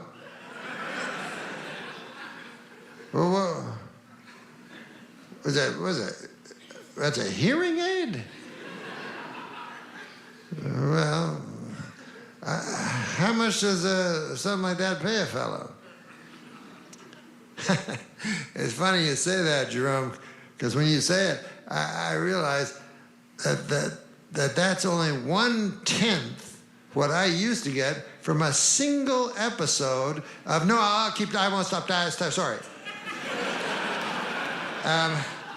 When do they have to know by? Within the hour, huh? Well, I guess then I would say, yes, I'll take that. Jerome, I have to ask you this. Is there any way in the contract that you can put in that I'm sad?